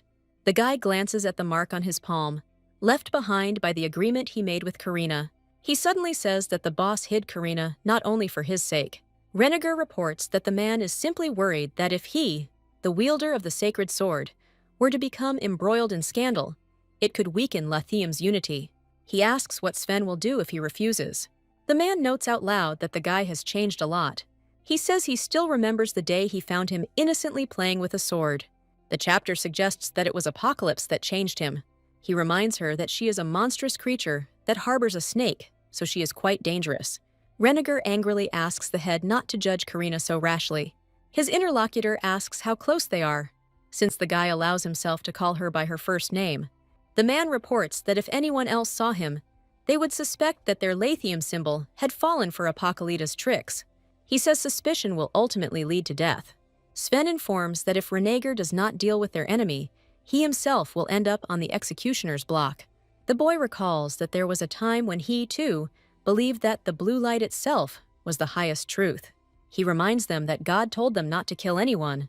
Renegar asks whether executing someone simply because he went against doctrine is not a violation of his word. He says the head has no authority to decide who lives and who dies. The man suddenly announces that if he continues to spew blasphemies, he will not hold back. The guy notes that Sven apparently already knew everything, considering he didn't ask about the change in his hair color. He asks why he didn't tell him that the Holy Sword holds the souls of its previous owners, and that he too will lose his life force and die. Suddenly, the guy, using the sacred sword, cuts the leader's staff in half. He says that he wanted to remain a good child who would listen to his words like before. But this is no longer possible. As he leaves, Renegar says that if the man tries to use his powers against him again, he won't hold back either. He looks out the window and realizes that the people who were waiting for him simply wanted an idol that would serve their own interests. The guy closes his eyes and realizes that he misses Karina very much. The man finishes doing his daughter's hair and shows her the result. He puts his hands on her shoulders and tells her that he loves her very much. The father notices that it turned out a little crooked and decides to tie it differently. He suddenly throws a ribbon around the girl's neck and pulls it tight. The man seems to be enchanted and says that his happiness lies only in alcohol. The daughter suddenly jumps up and runs out of the room, when suddenly she trips and falls down the stairs. She didn't understand if this was because his business had failed and they had suddenly become poor. The girl wondered where her father's love had suddenly gone. Back then, she believed that something that once existed could not just disappear. Now she could no longer believe in something that no longer existed. She believed that love turns to nothing when faced with misfortune. Karina wakes up in a cold sweat, realizing that it happened 28 years ago, and now it has returned to her in her dreams. She gave up her past life because it was a mess, but she never expected to emerge into an even worse world. The girl understands that this life will soon come to an end. She decides that she will do it immediately on the day of the fall of the apocalypse. Chiron suddenly crawls up to her, distracting her from her thoughts. He asks how the girl feels and if she has any pain. Karina irritably asks where they are. She suddenly realizes that they are in the Temple of Latham. The snake confirms her guess, and she immediately squeezes it in her hand even tighter. The girl asks how he could poison her during the battle and send her here. Chiron tells her that if she had continued fighting there, she would have been in a much worse situation than she is now. She wonders why, of all places, he chose this one. He sheepishly admits that he was afraid her condition would worsen if they went somewhere else. Karina understood that the snake was right, that she was not in the best shape. She wasn't sure she could defeat Jael, and this time she was just lucky. The girl realizes that it will be dangerous to continue according to the plan, given that they do not know when they will be able to meet her older brother again. She asks the pet what happened to Renegar in jail. Chiron happily reports that the man from Latham has won. He suddenly corrects himself and says that it looks more like Apocalypse simply retreated. Karina recalls that in the original story, the true wielder of the Holy Sword was as strong as Jael. She understands that if Renegar is so strong without having fully absorbed the weapon's power, then they have a chance. The snake says that then the priests of Latham arrived, and with them appeared the girl leader Daphin. The girl asks in surprise if he is talking about Penelope now. Chiron is amazed that she already knows her name, and then confirms her guess. He smirks and reveals that while Karina was unconscious, Penelope took the opportunity to hug Renegar. He says he promised not to tell, but it just slipped out. The girl suddenly reminds him sadly that there is nothing between her and Renegar. The snake indignantly asks if she has feelings for him. She says that it doesn't change anything, because once she leaves here, they will probably never meet again. Chiron, keeping the intrigue alive, asks if she really thinks so. He reminds her that the girl cannot defeat Jael, but if Renegar joins her, they will have a chance, and also adds that the guy is head over heels in love with her. The snake says that if she expresses a desire to be with him, he will drop everything and rush over immediately. He clarifies that she should use this to her own advantage. Karina smiles and understands that her pet trusts this man, since he decided to team up with him to put her to sleep. She points out that it's quite a clever idea, so she's not at all offended. The girl suddenly says that she doesn't trust human hearts. She informs him that Renegar's feelings will not last forever. In her opinion, love disappears in the face of misfortune. It disappears, and no matter how hard they try to bring it back, everything is in vain. She believed that those who chase lost love are doomed to die. Chiron, frowning, asks if she is afraid that Renegar's feelings will change. The girl looks at him in surprise, realizing that the snake is right. She suddenly tells him that this is not true at all. He says that even though her body has grown, her mind is still like that of a child. Karina blushes slightly and looks away. The snake asks what will happen if Renegar refuses to become a priest. He wonders if she would trust him if the guy became faithful only to her. The girl understands that in this case, this will prevent the betrayal she is worried about on the part of the guy, because according to the harsh rules of the apocalypse, betrayal will mean death. She says she has no desire to think about things that haven't happened yet. Chiron asks if she is avoiding the question, and she tells him to stop. He asks her to at least allow Renegar to heal her. The snake menacingly informs them that they need to deal with what has already happened. Karina realizes that if her healing ability had worked, her hand would have returned to normal by now. She says she was going to do it anyway, even without his words. Chiron announces that he is going to go look for something to read for the next few days, and the girl is surprised by the amount of time he gave. He explains that he has no intention of leaving this place until she is completely healed. Karina jokingly says that she will leave the snake here so that he will deal with everything himself. She says that she promises to stay here for only 2 days, no more. The snake sighs heavily and agrees to her condition. He says he is willing to do this only on the condition that she does not refuse treatment during this time. The girl asks if he really thinks she would do that. She decides to use Renegar, and if it bothers her so much, she can make him part of the apocalypse. Karina realizes that it would be better to leave with a fully healed body. She was unclear why all this bothered her so much. She looks at the painting of the Knight of Latham and notices that he looks very much like Renegar. Suddenly, the object of her concerns enters the room with a tray of food. He says that he is very glad to see her here. Karina suddenly realizes that the guy shines even brighter than that painting. She asks if it's strange for her to be here. Renegar explains that, as far as he knows, she likes to do her own thing. He says he was worried that she would wake up and leave right away. The guy reminds her that she was unconscious for 3 days and asks if she is okay. Suddenly, he receives a negative answer, which surprises him greatly. The girl playfully says that she is in a lot of pain. Suddenly, Chiron says that she is just being dramatic, and she asks him to go back to reading his book. Karina wonders if they will break their oath now that they have reached Latham. Renegar says, frightened, that he will keep his promise. She asks if he is disappointed. The girl asks him to share his thoughts, after which she says that perhaps she will be generous enough to support this idea. She wanted him to tell her straight out if he wanted to commit himself to her for life. Whether she would actually follow Chiron's plan was another question. The guy says he will accept if she decides to leave Latham. He suddenly gets down on his knees and asks her not to leave him. Karina didn't expect such a reaction from him at all. She tells him that she is ready to discuss it in 2 days. The girl says that for now he must take care of her. She extends her hand to him and tells him that it hurts. Karina asks the guy to lick the palm she offers him. She didn't understand why all this calmed her down so much. Renegar asks if he can kiss her. After a short silence, he clarifies that this will be done for the sake of healing. She reminds him that he has never asked this before. The girl tells him that he can act and do whatever he wants. Sven replays his last conversation with Renegar in his head. He recalls his words that executing someone just because he went against doctrine is a violation of God's word. The guy said that the head has no authority to decide who lives and who dies. The man looks at his palm and realizes that he is already quite old. He realizes that he stands on the edge of life and that he is destined to soon join the gods. He was worried that the war with Apocalypse was not yet over and that Renegar, who he thought would be the next leader, had changed. He looks out the window and notices his people chatting casually with each other. The man hears how often Renegar's name comes up in their conversation. He mentally asks the guy why their followers respect him so much. The head worked hard on this for a long time and achieved this specific result. He understands that he cannot leave everything as it is, but it was unclear to him how he could get out of this situation. Sven realizes that Renegar's popularity is growing rapidly.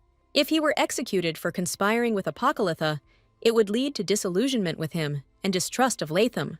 It was clear that if they left things as they were, there would be a huge backlash. The man turns around and suddenly notices Ahin Dafin, Penelope's closest confidant. He reports that he entered because the door was open, after which he notes that the leader was apparently so concentrated that he did not hear the knock. Suddenly, the guy adds that he has been at the door exactly since Renegar was here. Sven notes that he didn't even know that eavesdropping was one of his hobbies. Ahin reports that the wind can wander wherever it pleases.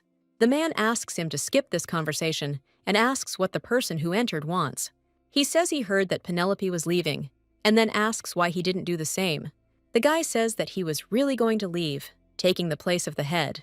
He adds that Penelope's condition is not very good, so they will stay a little longer.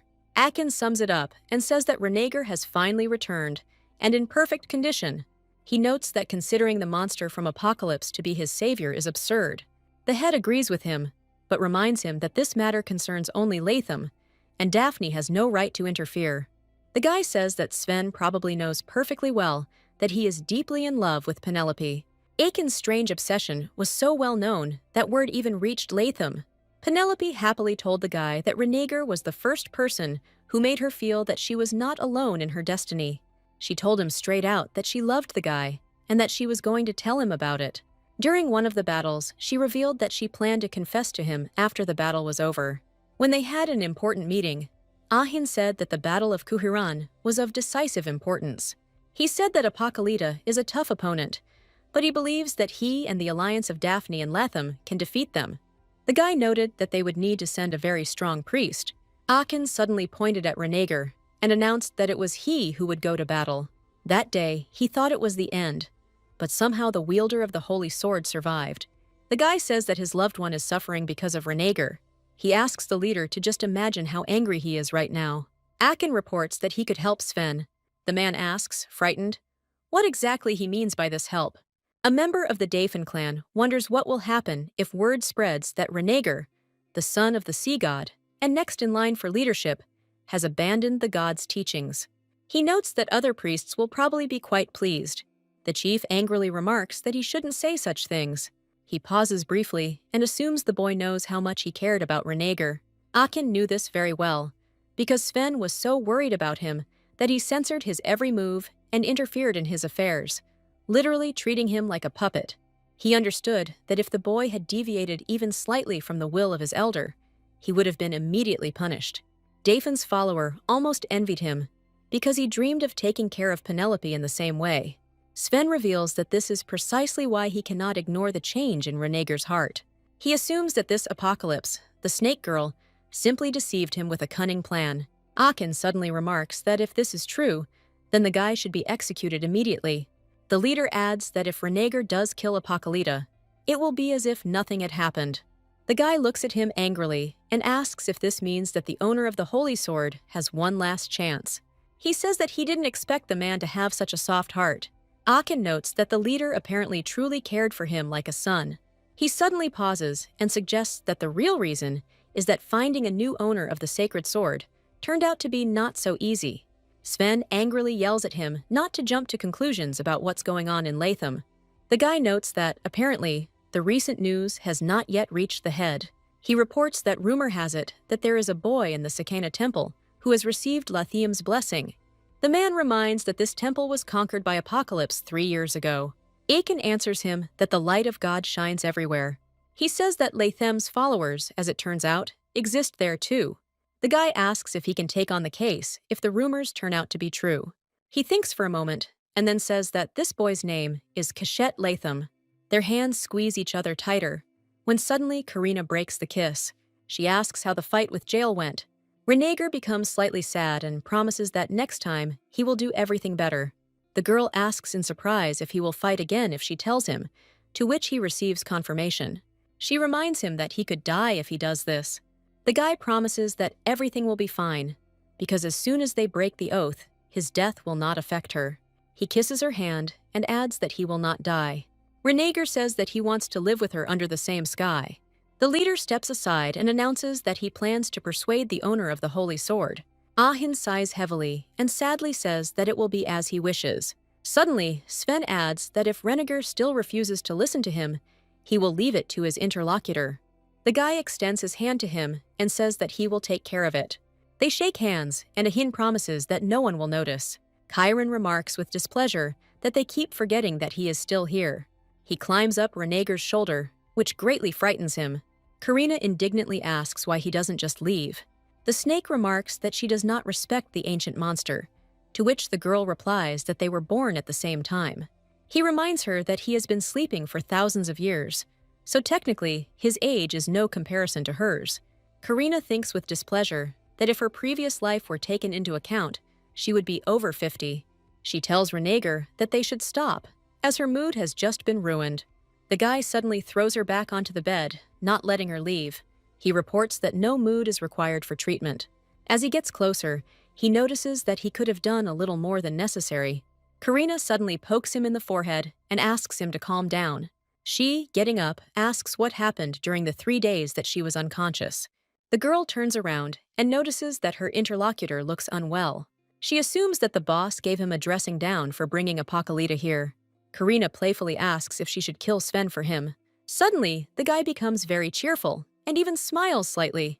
She asks him what made him laugh so much, and he tells her that it sounds just like her. Renegar says that in the sacred temple, where the god watches, only she could say something like that. The girl asks if he is trying to say that she is blaspheming. He remarks that he was about to tell her that this is exactly why he likes her. The guy touches her thigh, when suddenly Chiron hits his hand, noting with displeasure that he will not allow such a thing, even if he dies. Renegar reports that he felt they had become quite close. The snake asks him not to say such dirty things, because he is a simple man. He notes that as long as he is Latham, he can never be Karina's partner. The boy sadly asks what he can do about the fact that he was born like this. Karina understands that blaming someone for its existence seems more blasphemous. Chiron indignantly tells the girl that he is making fun of him again and again. She asks him to stop and says that she will choose her own partner. Karina reminds that they will leave in exactly 2 days anyway. She asks the snake not to waste energy on senseless quarrels. Chiron suddenly says that he will not leave her the same way as Renegar, who cheated on her. Renegar indignantly reminds him that he promised not to tell this, and the snake jokes that he has a forked tongue, so he can lie. The guy asks her to let him explain what happened, after which he says that this is his childhood friend. Karina says that since she is so devoted to him, she probably doesn't like that Apocalypta is here. She wonders what Penelope said about her. The girl asks if she ordered him to kill her. Renegar falls silent, realizing that this really happened. Karina wonders if he really plans to kill her. The guy suddenly becomes sad and kneels in front of her. He remarks that it would be much harder for him than protecting her, and then states that it is something he cannot bring himself to do. The girl strokes his head and, smiling, says that this is good. She explains that she also does not want to die by someone's hand. Renegar had never known before that a smile could be as cold as a blade. He began to wonder if that blade had actually been pointed at him. The guy walks down the corridor, remembering the girl's words that it was time for him to go. She said that 3 whole days had passed, and people were probably looking for him, so it would be a problem if they came here looking for him. Renegar realizes that if he said those people don't matter, that would be a problem. He remembers Chiron's words that as long as the guy is Latham, he will not be able to be Karina's partner. The wielder of the Holy Sword asks himself whether the snake will allow him to stay with the girl if he stops being Latham. He looks down at the floor and wonders what he should do. Suddenly, unfamiliar voices call out to the guy. He turns around and notices a couple of guys who announce that they are new acolytes who have recently joined the main temple. They say that they had previously heard that Renegar had returned, and that is why they wanted to see him. The guys ask if it's true that he won the battle with Apocalypta. The wielder of the Holy Sword freezes, finally learning what story is being told to other people. He suddenly announces that he didn't actually win. Renegar says he simply escaped faster than everyone else and returned alive. He asks if that's all they wanted to ask, and then leaves. The guys immediately start whispering among themselves, discussing the unrealistic expectations of the celebrity. In the past, Renegar had felt some sense of responsibility towards these views, but now it was no longer like that. He recalls Karina's questions about why Latham kills Apocalypta and people who believe in the same god. She said that the holy sword is exactly the same because it clings to its owner, sucking out his life force until death. The boy realizes that he can no longer blindly trust Latham. He found it unbearable to have to pretend to be a devout priest time and time again. Suddenly, he meets a familiar face on his way, causing his eyes to widen. Karina turns to her pet and asks why he was asking their mutual friend such questions. She reminds him that he said he didn't like it, because Renegar is Latham's man with divine energy, after which she reminds him that he doesn't usually say things like that. The girl assumes that he plans to put the guy below her. The snake notes that her sharpness is unmatched. She asks if Karan wants him to join her, to which he replies, yes. Karina steps aside and says that she is not at all sure. She remembers the passionate gaze, the blind emotions, and the desperate sighs of Renegar, and asks herself if these sincere feelings will last forever. The girl reminds herself that love evaporates in the face of misfortune. She says that having a guy by her side wouldn't be a disadvantage. Karina pauses and says that she doesn't want to force him to choose. The snake angrily reminds her that he is one of those who will come running, wagging his tail at one word from her. She asks him to stop, moving closer to the window. The girl says that he also has his own human life. Suddenly, Karina notices something unusual in the window. It was a picture that was exactly like the scene where the main characters met. She looks at Penelope's appearance and realizes that she looks like a jasmine flower turned into a human. Renegar's beauty next to her was a given. This scene was like something out of a painting. Karen says worriedly that this is the same girl from Defen, and his mistress says that she already knows this. She notices that the main character looks a little different than before. Karina suddenly sees them taking each other's hands. The snake immediately sounds the alarm, concerned about the guy's behavior. The girl notes that she feels a little irritated.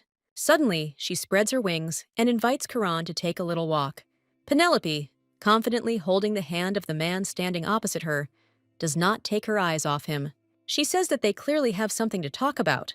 Renegar asks her to do it another time, because he is a little busy now.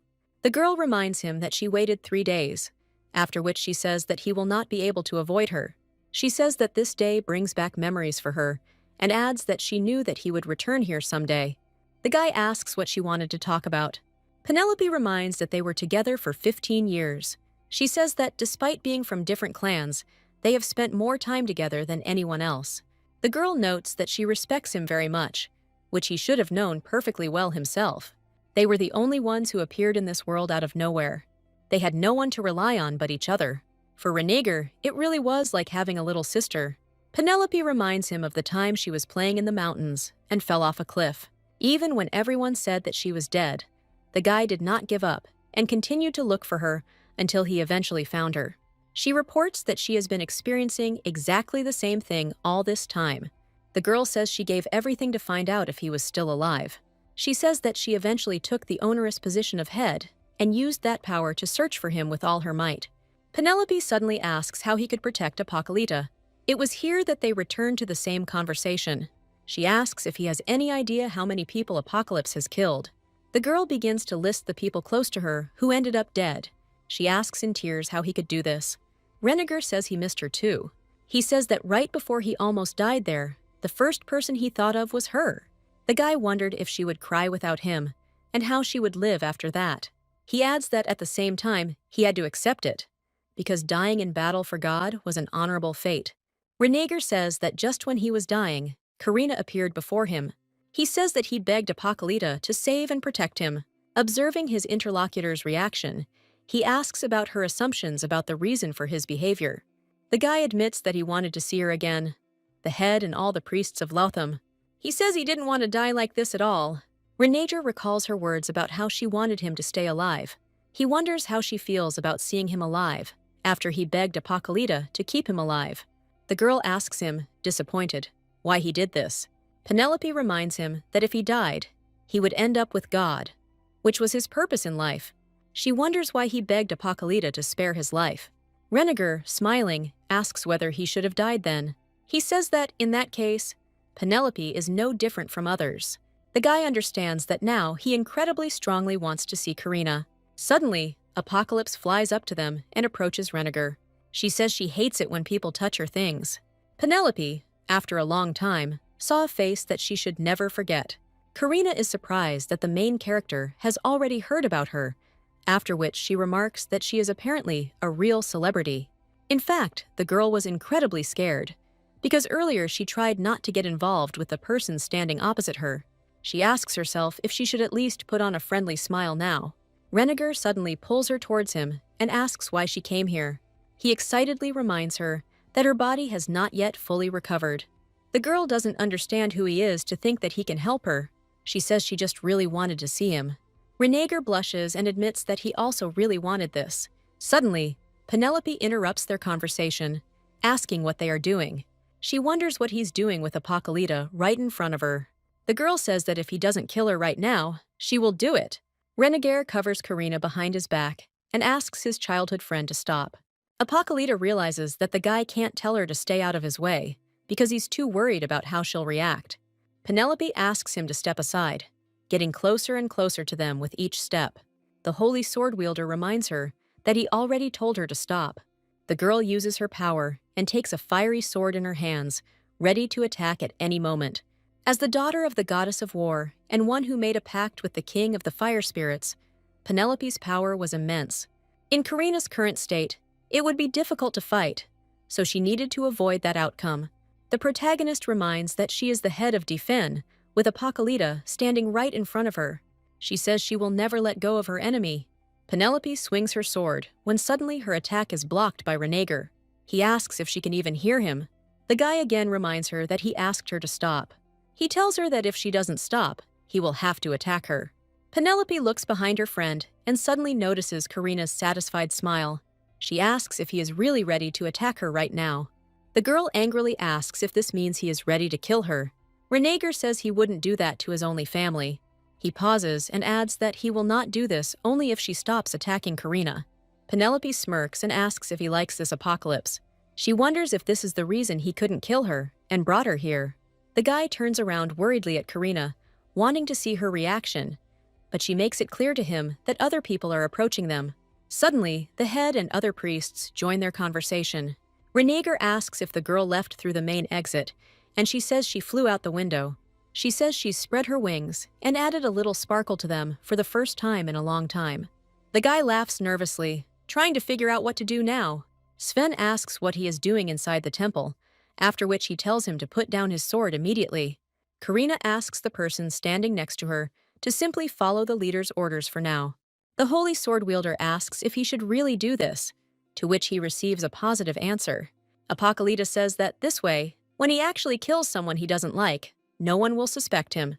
The guy is surprised that she can still joke at such a moment. The girl approaches the leader and notes that they have met before. She says hello and asks how he is doing. Karina notes that this is their first meeting since the Divine War. The priests are outraged that Apocalypse, who has killed hundreds of their clan members, dares to stand before them. The leader asks his subordinates to stop, blocking their path. He orders the girl to return to her chambers immediately. Karina wonders if the common man really just got angry at her. She spreads her wings and rises into the sky. The girl reports that it's getting annoying, then says that they should understand how patient she is right now. She says that otherwise, most of the people present here would have been dead long ago. Karina notes that it would be very similar to a divine war.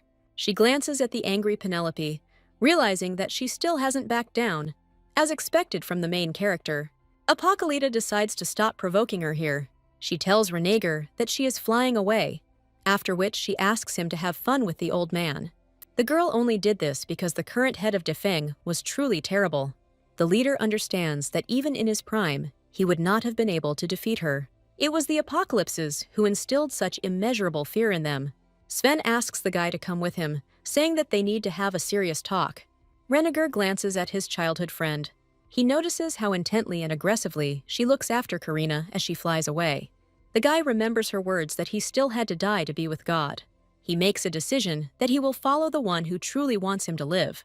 The owner of the Holy Sword asks to end this as soon as possible, because he would like to rest. Suddenly, Penelope grabs him by the sleeve, not allowing him to take a single step forward. She tearfully asks him not to leave. The girl reminds that they still have something to talk about. Renegar suddenly says that there is nothing more to say, denying the words she said. He leaves, announcing that there will be nothing more in the future either. The guy puts his palm to his chest, first looking at the mark left by the contract. He understands that he cannot afford to lose Karina. After some time, the snake notices that she has caused quite a stir. Karina says that in that case she would have killed someone and felt satisfaction, which did not happen. He asks if she said before that she would not kill people anymore. The girl reports that these particular ones are an exception. Chiron says it's not just about them, then asks if she takes him seriously. She remembers the scene where the main characters meet and feels irritated. When she saw them together in person, she only made things worse. The girl hoped that their separation would make her feel better, but instead it made her feel even worse. She remembers Penelope's face, without a hint of doubt in her feelings, her determination to follow her destiny, and the piety of one who serves her God. All this stemmed from a desire to protect what was dear to her. It was the Dyphon clan, and freedom, and the loved ones who cared for her. All this was something that Karina never had. This was quite natural, since their roles were different from the very beginning. After overcoming short-term difficulties, she, as the main character, was met with a happy ending surrounded by peace and joy. Karina was destined for nothing but destruction, trapped between carnage, revenge, and war. She didn't understand if she could ever become the main character of her own story. The girl says out loud that this all irritates her too much, and Chiron thinks that she spoke this way about his words of concern that he told her all this time, for which she apologizes. Karina asks him to repeat it, and the snake informs her that she must be careful with the head of the Dyphon clan. She understands that absolutely everyone, whoever they are, thinks about Penelope. Chiron asks if she already knew that the main character is the daughter of the goddess of war. He asks why she didn't tell him about it earlier, and the girl says that she forgot. The snake asks her to be careful and not to interfere unnecessarily, as she did today. Karina thinks that Penelope in the original story was really strong. What bothered her was that this should have happened after she confirmed Rhaenyra's death and woke up. Not now. She asks the snake if he thinks Penelope is that strong. Chiron shakes his head and gives a negative answer. He says that the main character became the leader at a young age, so now she is just an inexperienced child. The girl wonders why she should be afraid of her then. The snake reminds that she was born from the body of Medusa, who was cursed by the goddess of war. He says that the power Penelope inherited from the goddess of war could affect Karina in unpredictable ways. Any attack could be devastating, and in the worst case, she could receive a wound that even her healing abilities could not heal. In the original story, Karina, who was portrayed as extremely strong, ended up dying easily and without much resistance once she met the protagonist. Then the girl assumed that the author of the novel was simply tired and in a hurry, but it turns out there was something more. Karina suggests that she has gone too far. Chiron reports that in Rhaenyra's place, everything would have been different. He says that divine power can only be compared with exactly the same power, after which he reminds that the guy has already awakened. The snake notes that watching him lose control while trying to protect the girl was quite funny. He asks again if Karina really doesn't intend to take the guy with her. That day, she saved Rhaenyra because she didn't want to become Penelope's target. Now she found herself in direct opposition to her. It was all just because she saved the guy with her own hands. Karina understands that everything will not go as planned, no matter what she does. This novel consoled her when she was hiding from her father. At the time, she had genuinely rooted for Penelope, but now she hated her. The girl envied her, because she had everything, and she was destined to get even more. She decides that nothing bad will happen if she takes just one thing from the main character. Karina says that she will ask Rhaenyra to leave with her as soon as he comes to her. The chief says that he asked the guy to come here because he had something important to say. It seemed to him that this was not something that could be discussed in a chapel under the supervision of God. Rhaenyra asks what else they can talk about when less than 3 hours have passed since they finished their first meeting. Sven was frightened by the fact that in such a short time, the boy began to look at him with such arrogance and disrespect. He wonders how close he has become to this snake girl. The boy felt that since Karina had left her life as an apocalypse behind, it would be more appropriate to call her by her real name. However, he had no desire to correct anyone, as the name was too beautiful for those who desperately wanted to absorb her to use. He reports that this apocalypse saved his life, and so it was only natural that he wanted to show her the utmost respect. The guy notes that she is clearly better than all those who want him dead. The leader stands up silently, and after a couple of seconds asks if he wants to ask him anything. He says that he knows about the spirit contained in the sacred sword, and why his hair turned black. The man asks him to listen carefully and not be surprised. Renegar understands that he will not be shocked at all, because he has already heard this story from Kiran. According to his version, the sea god made a deal with the goddess of war to return his life partner, and later hid in the depths of the sea. The boy wondered what Sven was trying to achieve by raising this issue, given his connections with Dafin. The chapter reports that the sea god fell victim to the machinations of ancient monsters and was cursed. Renegar didn't understand what he was talking about if the guy had never heard about it before. The man reminds that the ancient monsters are the ancestors of the apocalypse, so the latter's malice originated from them. He says that the ancient monsters envied the holy and limitless power of the sea god and developed a cunning plan. They decided to collect all the evil and filth in this world, create a vile soul, and place it in a beautiful shell, which they sent to God as a gift. The sincere boy, unaware of their plan, fell in love with this pathetic creature. It was no wonder that such evil and filth could not be hidden by simple beauty. Soon the creature revealed its true nature, raised its sword, and plunged it into the heart of the sea god. Caught in an ambush without armor, he was completely defeated. His screams were loud enough to pierce the heavens, and his blood flowed so profusely that the sea overflowed. Sensing something was wrong, the goddess of war descended to earth and sealed the creature, barely managing to save the wounded one. However, the sea god was so badly wounded that he could no longer remain on earth and was forced to retreat to the heavens. Even in his weakened state, the sea god was concerned about the people left on earth, and the goddess of war decided to help him. She said that he could offer the bloody sword as a sacred relic, for it contained all that he was. This is how they came to possess the sacred sword. But it was very imperfect. As a result, they had no choice but to sacrifice its owners. The chapter reports that they shared the same agony as the sea god, as well as the pain, as if their hearts were being torn apart by a blade. Renegar notices that the narrator's face is filled with sadness, so his words cannot be called a lie. He continues by saying that the first chapter was deeply saddened by these sacrifices, so that after crossing the treacherous mountains, he turned to the goddess of war herself. Falling to his knees, he asked how they could fully inherit the power of the sea god without further sacrifices on the part of the believers. The goddess of war said that it was quite a pity that the soul of impure blood continued to torment him. She told that the jellyfish, an ancient monster that had deceived the sea god, would one day be freed from its fate. The goddess used her power and announced that this monster would be a snake girl. She added that her name will be Karina Apocalypta. Sven again asks the guy to kill his companion. He says that only then will the tragedy end, and tens of thousands of lives will be saved. Renegar recalls the serpent's words that the goddess of war lured the sea god with a lie, took his power and fled, causing the sea god to retreat into the depths of the sea, and has not been seen since. According to the chief, it was quite the opposite, and the evil monster plunged a sword into the heart of the sea god, causing him to retreat to the heavens. The guy doesn't understand who he should trust, and then asks himself if he can really bring himself to kill Karina. Karina tosses and turns in bed, trying unsuccessfully to fall asleep. She notices that Renegar is staying much longer than she thought. Karan states that this is precisely why she should have made her decision earlier. The girl sarcastically asks if she would be worried if it really was as easy as he says. She asks if she should use dragon semblance to escape, reminding him that she used it before after killing her father. The snake suddenly angrily asks her to stop. He reminds her that her body is already weak, and she can't even use such a high level of power. Karina reports that everything should be fine if someone like Saladin can use it without problems.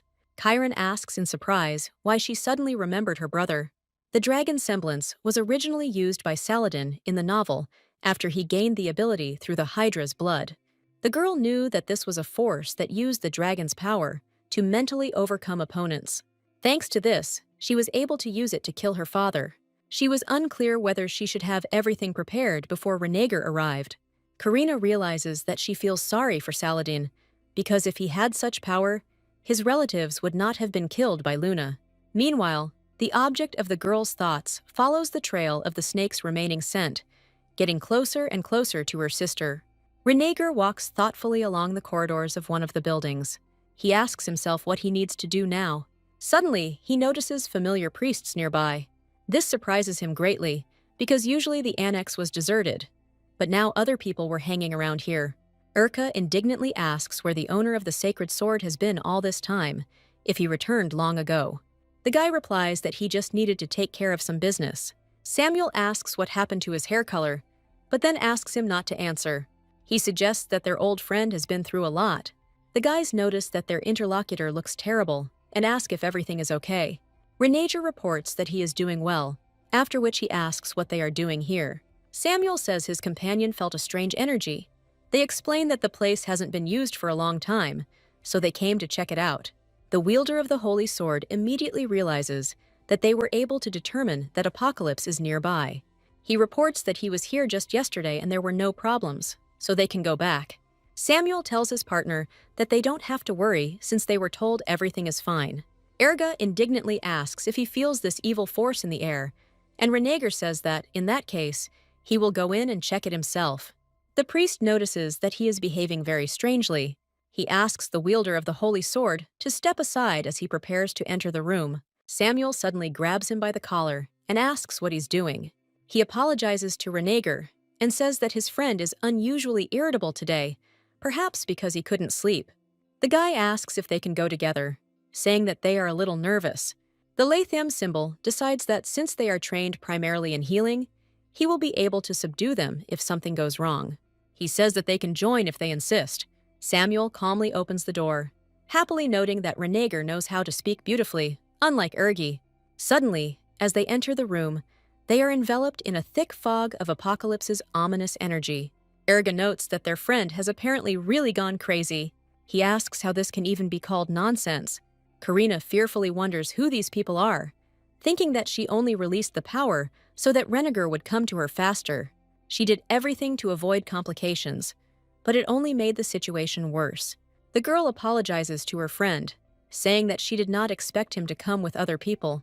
He says everything is fine, noting that he should have warned her about this in advance. Samuel asks in fear what Apocalypse is doing in their temple. Erga informs them that they need to get rid of her immediately. The guy realizes that he should have knocked out these two the moment he opened the door. He couldn't only because he was too distracted by how beautiful Karina was. Now that it came down to it, it seemed like a good option to him to kill them.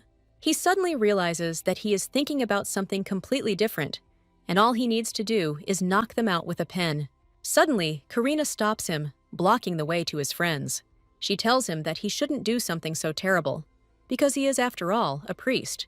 The girl didn't want to use this power until the very end, but now she had no choice. She suddenly uses Dragon's effigy, and the boys fall to the floor, exhausted. Renegar asks what she did. The girl says that she simply erased their memories, and therefore they will not remember anything about today. She notes that, fortunately, fighting is not their specialty, because if they were strong, she could only subdue them and nothing more. The guy says that he had no idea that she had such abilities, because she had never used them before. In fact, Karina really didn't want to use them in front of him. She was afraid that if he found out she could use mental attacks, he might suspect that it had affected him too. It had nothing to do with their oath, but there was a chance that he would indeed get it wrong. Renager suddenly announces that he is worried that the girl has not yet fully recovered. He says that using mental attacks can overstrain her body, so it would be easier to just turn them to stone and kill them. Karina is very surprised that, instead of suspecting, he was worried about her. It was amazing that he thought it would be easier to kill them than to stress her out a little. She hugs him and asks if he will heal her. The girl asks herself why she ever doubted him. She reports that she is truly shocked that the boy would try to harm his fellow priests. Karina happily asks if he did it for her. In fact, she was right. And in order to protect his beloved, Renegar was ready to betray the comrades with whom he had spent the last 10 years. Suddenly, the sacred sword falls from his palm and lands on the floor. He recalls that everyone told him to kill in the name of teaching, while Karina, even when she was in trouble, told him not to take lives. The boy asks himself what meaning the ancient legend has now, and what benefit there is from the will of God or the prosperity of Latham. He realizes that this girl is the only one who really matters in his life. Renegar kisses her palm and tells her that he wants to be with her. She suddenly says that she was going to tell him exactly the same thing. Karina grabs his hand and asks how about running away together. The girl invites him to escape this evening. Ah-hyun, sitting in his office, takes into his palm the magical sphere that has just flown to him. Sharik tells him that Renegar drew his sword to protect Apocalypta, and now he is going to betray his god and leave with her. The guy notes that this is getting very interesting. He realizes that today is his last chance if he wants to kill the owner of the Holy Sword. Chiron indignantly asks if the leader of Latham actually said that. He was outraged by the fact that ancient monsters were allegedly trying to harm the sea god. He says they had no bad tendencies, and it is very impudent of Latham to distort history in such a way when they did not even live through those times. Karina, feeling the approaching fatigue from the snake's indignation, asks him to calm down. He suddenly jumps on her and asks how he can even be calm. Chiron says with displeasure that the ancient monsters wanted to live in harmony with the gods. He reports that it was the latter who violated this agreement. Renegar, connecting with his beloved, also asks the snake to calm down. Chiron asks if the boy believes Latham's story. In fact, he didn't believe either the snake or Sven. He understood that if he told them that he only trusted Karina, everyone would be furious. The girl suddenly pokes her pet in the cheek and asks him to stop.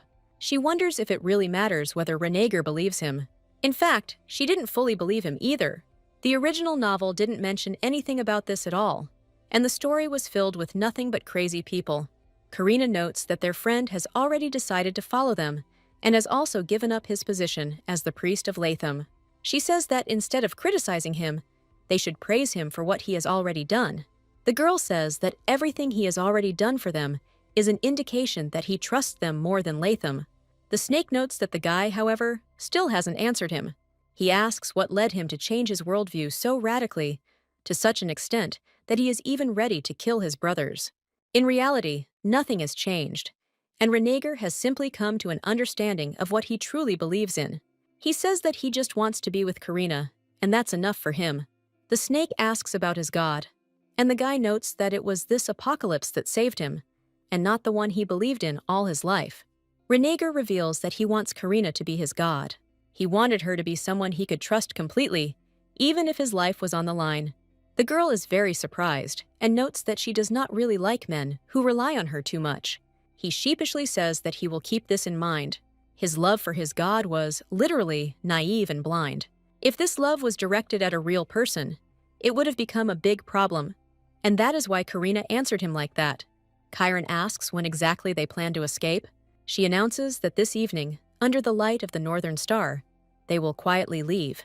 Suddenly, Renegar says that she will need to go first, and he will catch up with her a little later. The girl suggests that he needs to say goodbye to someone. He reports that he has some unfinished business. The guy understood that if he ran away too, no one would turn a blind eye to it. He had no doubt that he and Karina would be persecuted in the name of Latham. Penelope, sitting in her room, suddenly hears a knock on the door. Ah-hyun comes to her, having warned her about his visit. He asks if everything is okay when he sees her sad face. The girl sarcastically says that there is nothing wrong with the fact that Apocalypse lives in their temple, and that Renegar went against her. She asks if the guy tried to think with his head before asking something like that. Ah-hyun says that he understands her, because he also did not expect that the owner of the Holy Sword would change so much. He says it's all about that Apocalypse. The guy notes that she is a girl born with the blood of a snake, who seduces and controls people. He reports that apparently Renegar could not help himself. Penelope asks if he really thinks it was Apocalypta who bewitched him. She, bursting into tears, asks if he really has changed so much because of Karina.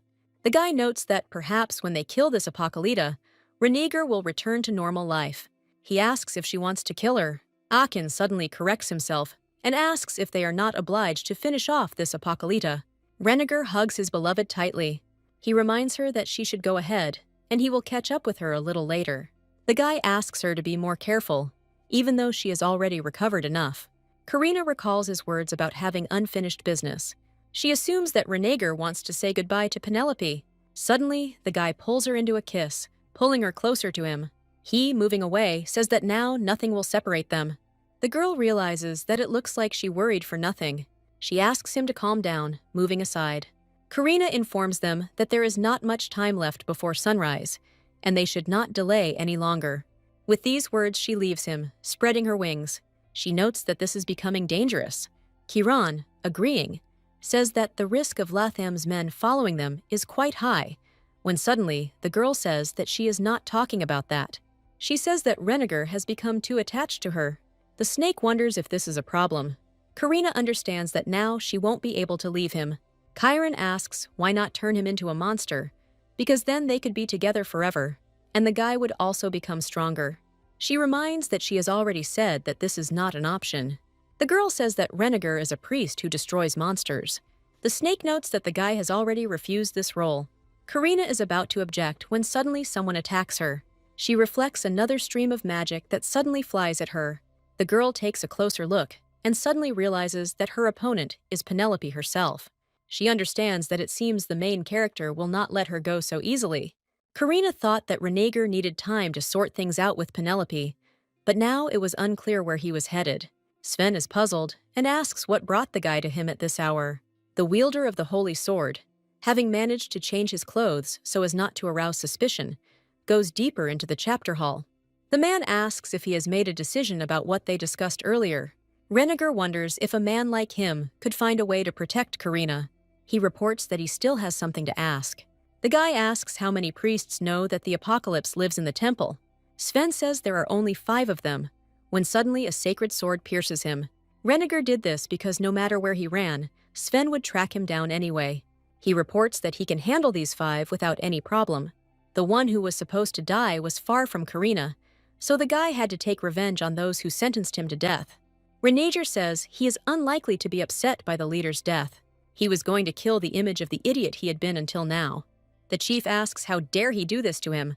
The holy sword wielder reminds that this is the question from the man who sent him to his certain death. Sven rushes to the nearest chest and frantically searches for any kind of weapon. The boy wonders if it was really that hard to give him freedom. He asks why the boss can't leave him alone. Renegar says the man ordered him to fight the Apocalypta to the death, while being afraid to even look them in the eye. The leader asks him to stop, saying that he understands everything. He promises that he will create a new position in the temple, especially for him, where he can do whatever he wants. The guy says that the only thing he wants is to protect his life and Karina's life. He says that he doesn't want to lose anything anymore. Suddenly, the door to the hall opens, and everything is filled with the magic of the wind. Aachen remarks that he didn't expect the wielder of the holy sword to go so far as to try to kill Sven. He says that it turns out the guy is much braver than he thought. The person entering reminds that quite a lot of time has passed. He glances at the leader and realizes that he has lost consciousness. The guy notes that he could never have imagined that he would betray them. He, drawing his sword, announces that it is time to die. Aachen's sword changed its shape depending on his breath. If Renegar wanted to win, he would need the power of the holy sword. Unfortunately, the weapon was reluctant to cooperate with him. It was logical, because from the point of view of the holy sword, he had now become the servant of another god. For him, an alliance based only on human promises had no meaning. Aachen suddenly attacks the enemy and manages to wound him. The wielder of the holy sword realizes that he is too slow. Member Dafin notes that these types of fights bring back memories of how they used to spar constantly when they were little. He reminds that the second one always lost to him. Renegar recalls that he was taught to use his power solely to destroy the apocalypse. That's why it never occurred to him to use the power of the holy sword against people. Ahin says that the guy should be grateful for the fact that he occupies a position above his real capabilities, but he still decided to become a traitor. He says that this is exactly why he hates him, because he is an ungrateful bastard. Suddenly, Renegar approaches him and grabs the blade of the other man's sword with his hand. He notes that his opponent clearly hates him for something else. The guy says that he is simply offended because Penelope chose to follow him. Suddenly, Renegar concentrates all his power into his sword and attacks his opponent.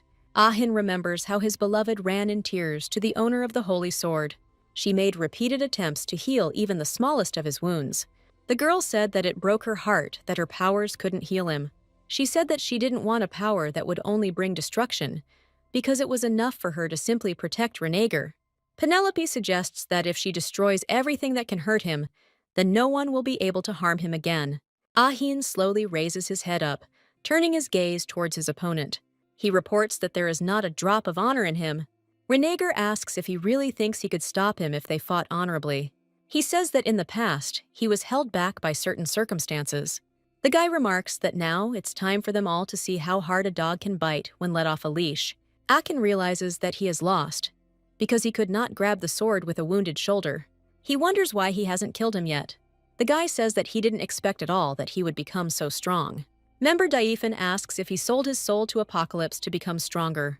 Suddenly, the Holy Sword asks them all to be silent. Renager is very surprised that the weapon suddenly started talking, and even does not reject it. The Holy Sword reports that this despicable minion of Daifan knows no bounds. He wonders how he dares to say something so vile. The weapon asks what Renager is waiting for, and why he hasn't killed him yet. The guy realizes that nothing has changed, and after the Holy Sword took countless lives, he still has the audacity to consider himself a saint. It was clear that the weapon wanted to take another soul, but Renager had no time for that now. He asks Akin if he will pursue him if he survives. Member Daifan remarks that his interlocutor has gone crazy since he killed the head of Latham, and now asks that they not hunt him. Renager says he didn't kill him, although he could have if he hadn't intervened. He says that he just wants Akin to turn a blind eye to all this.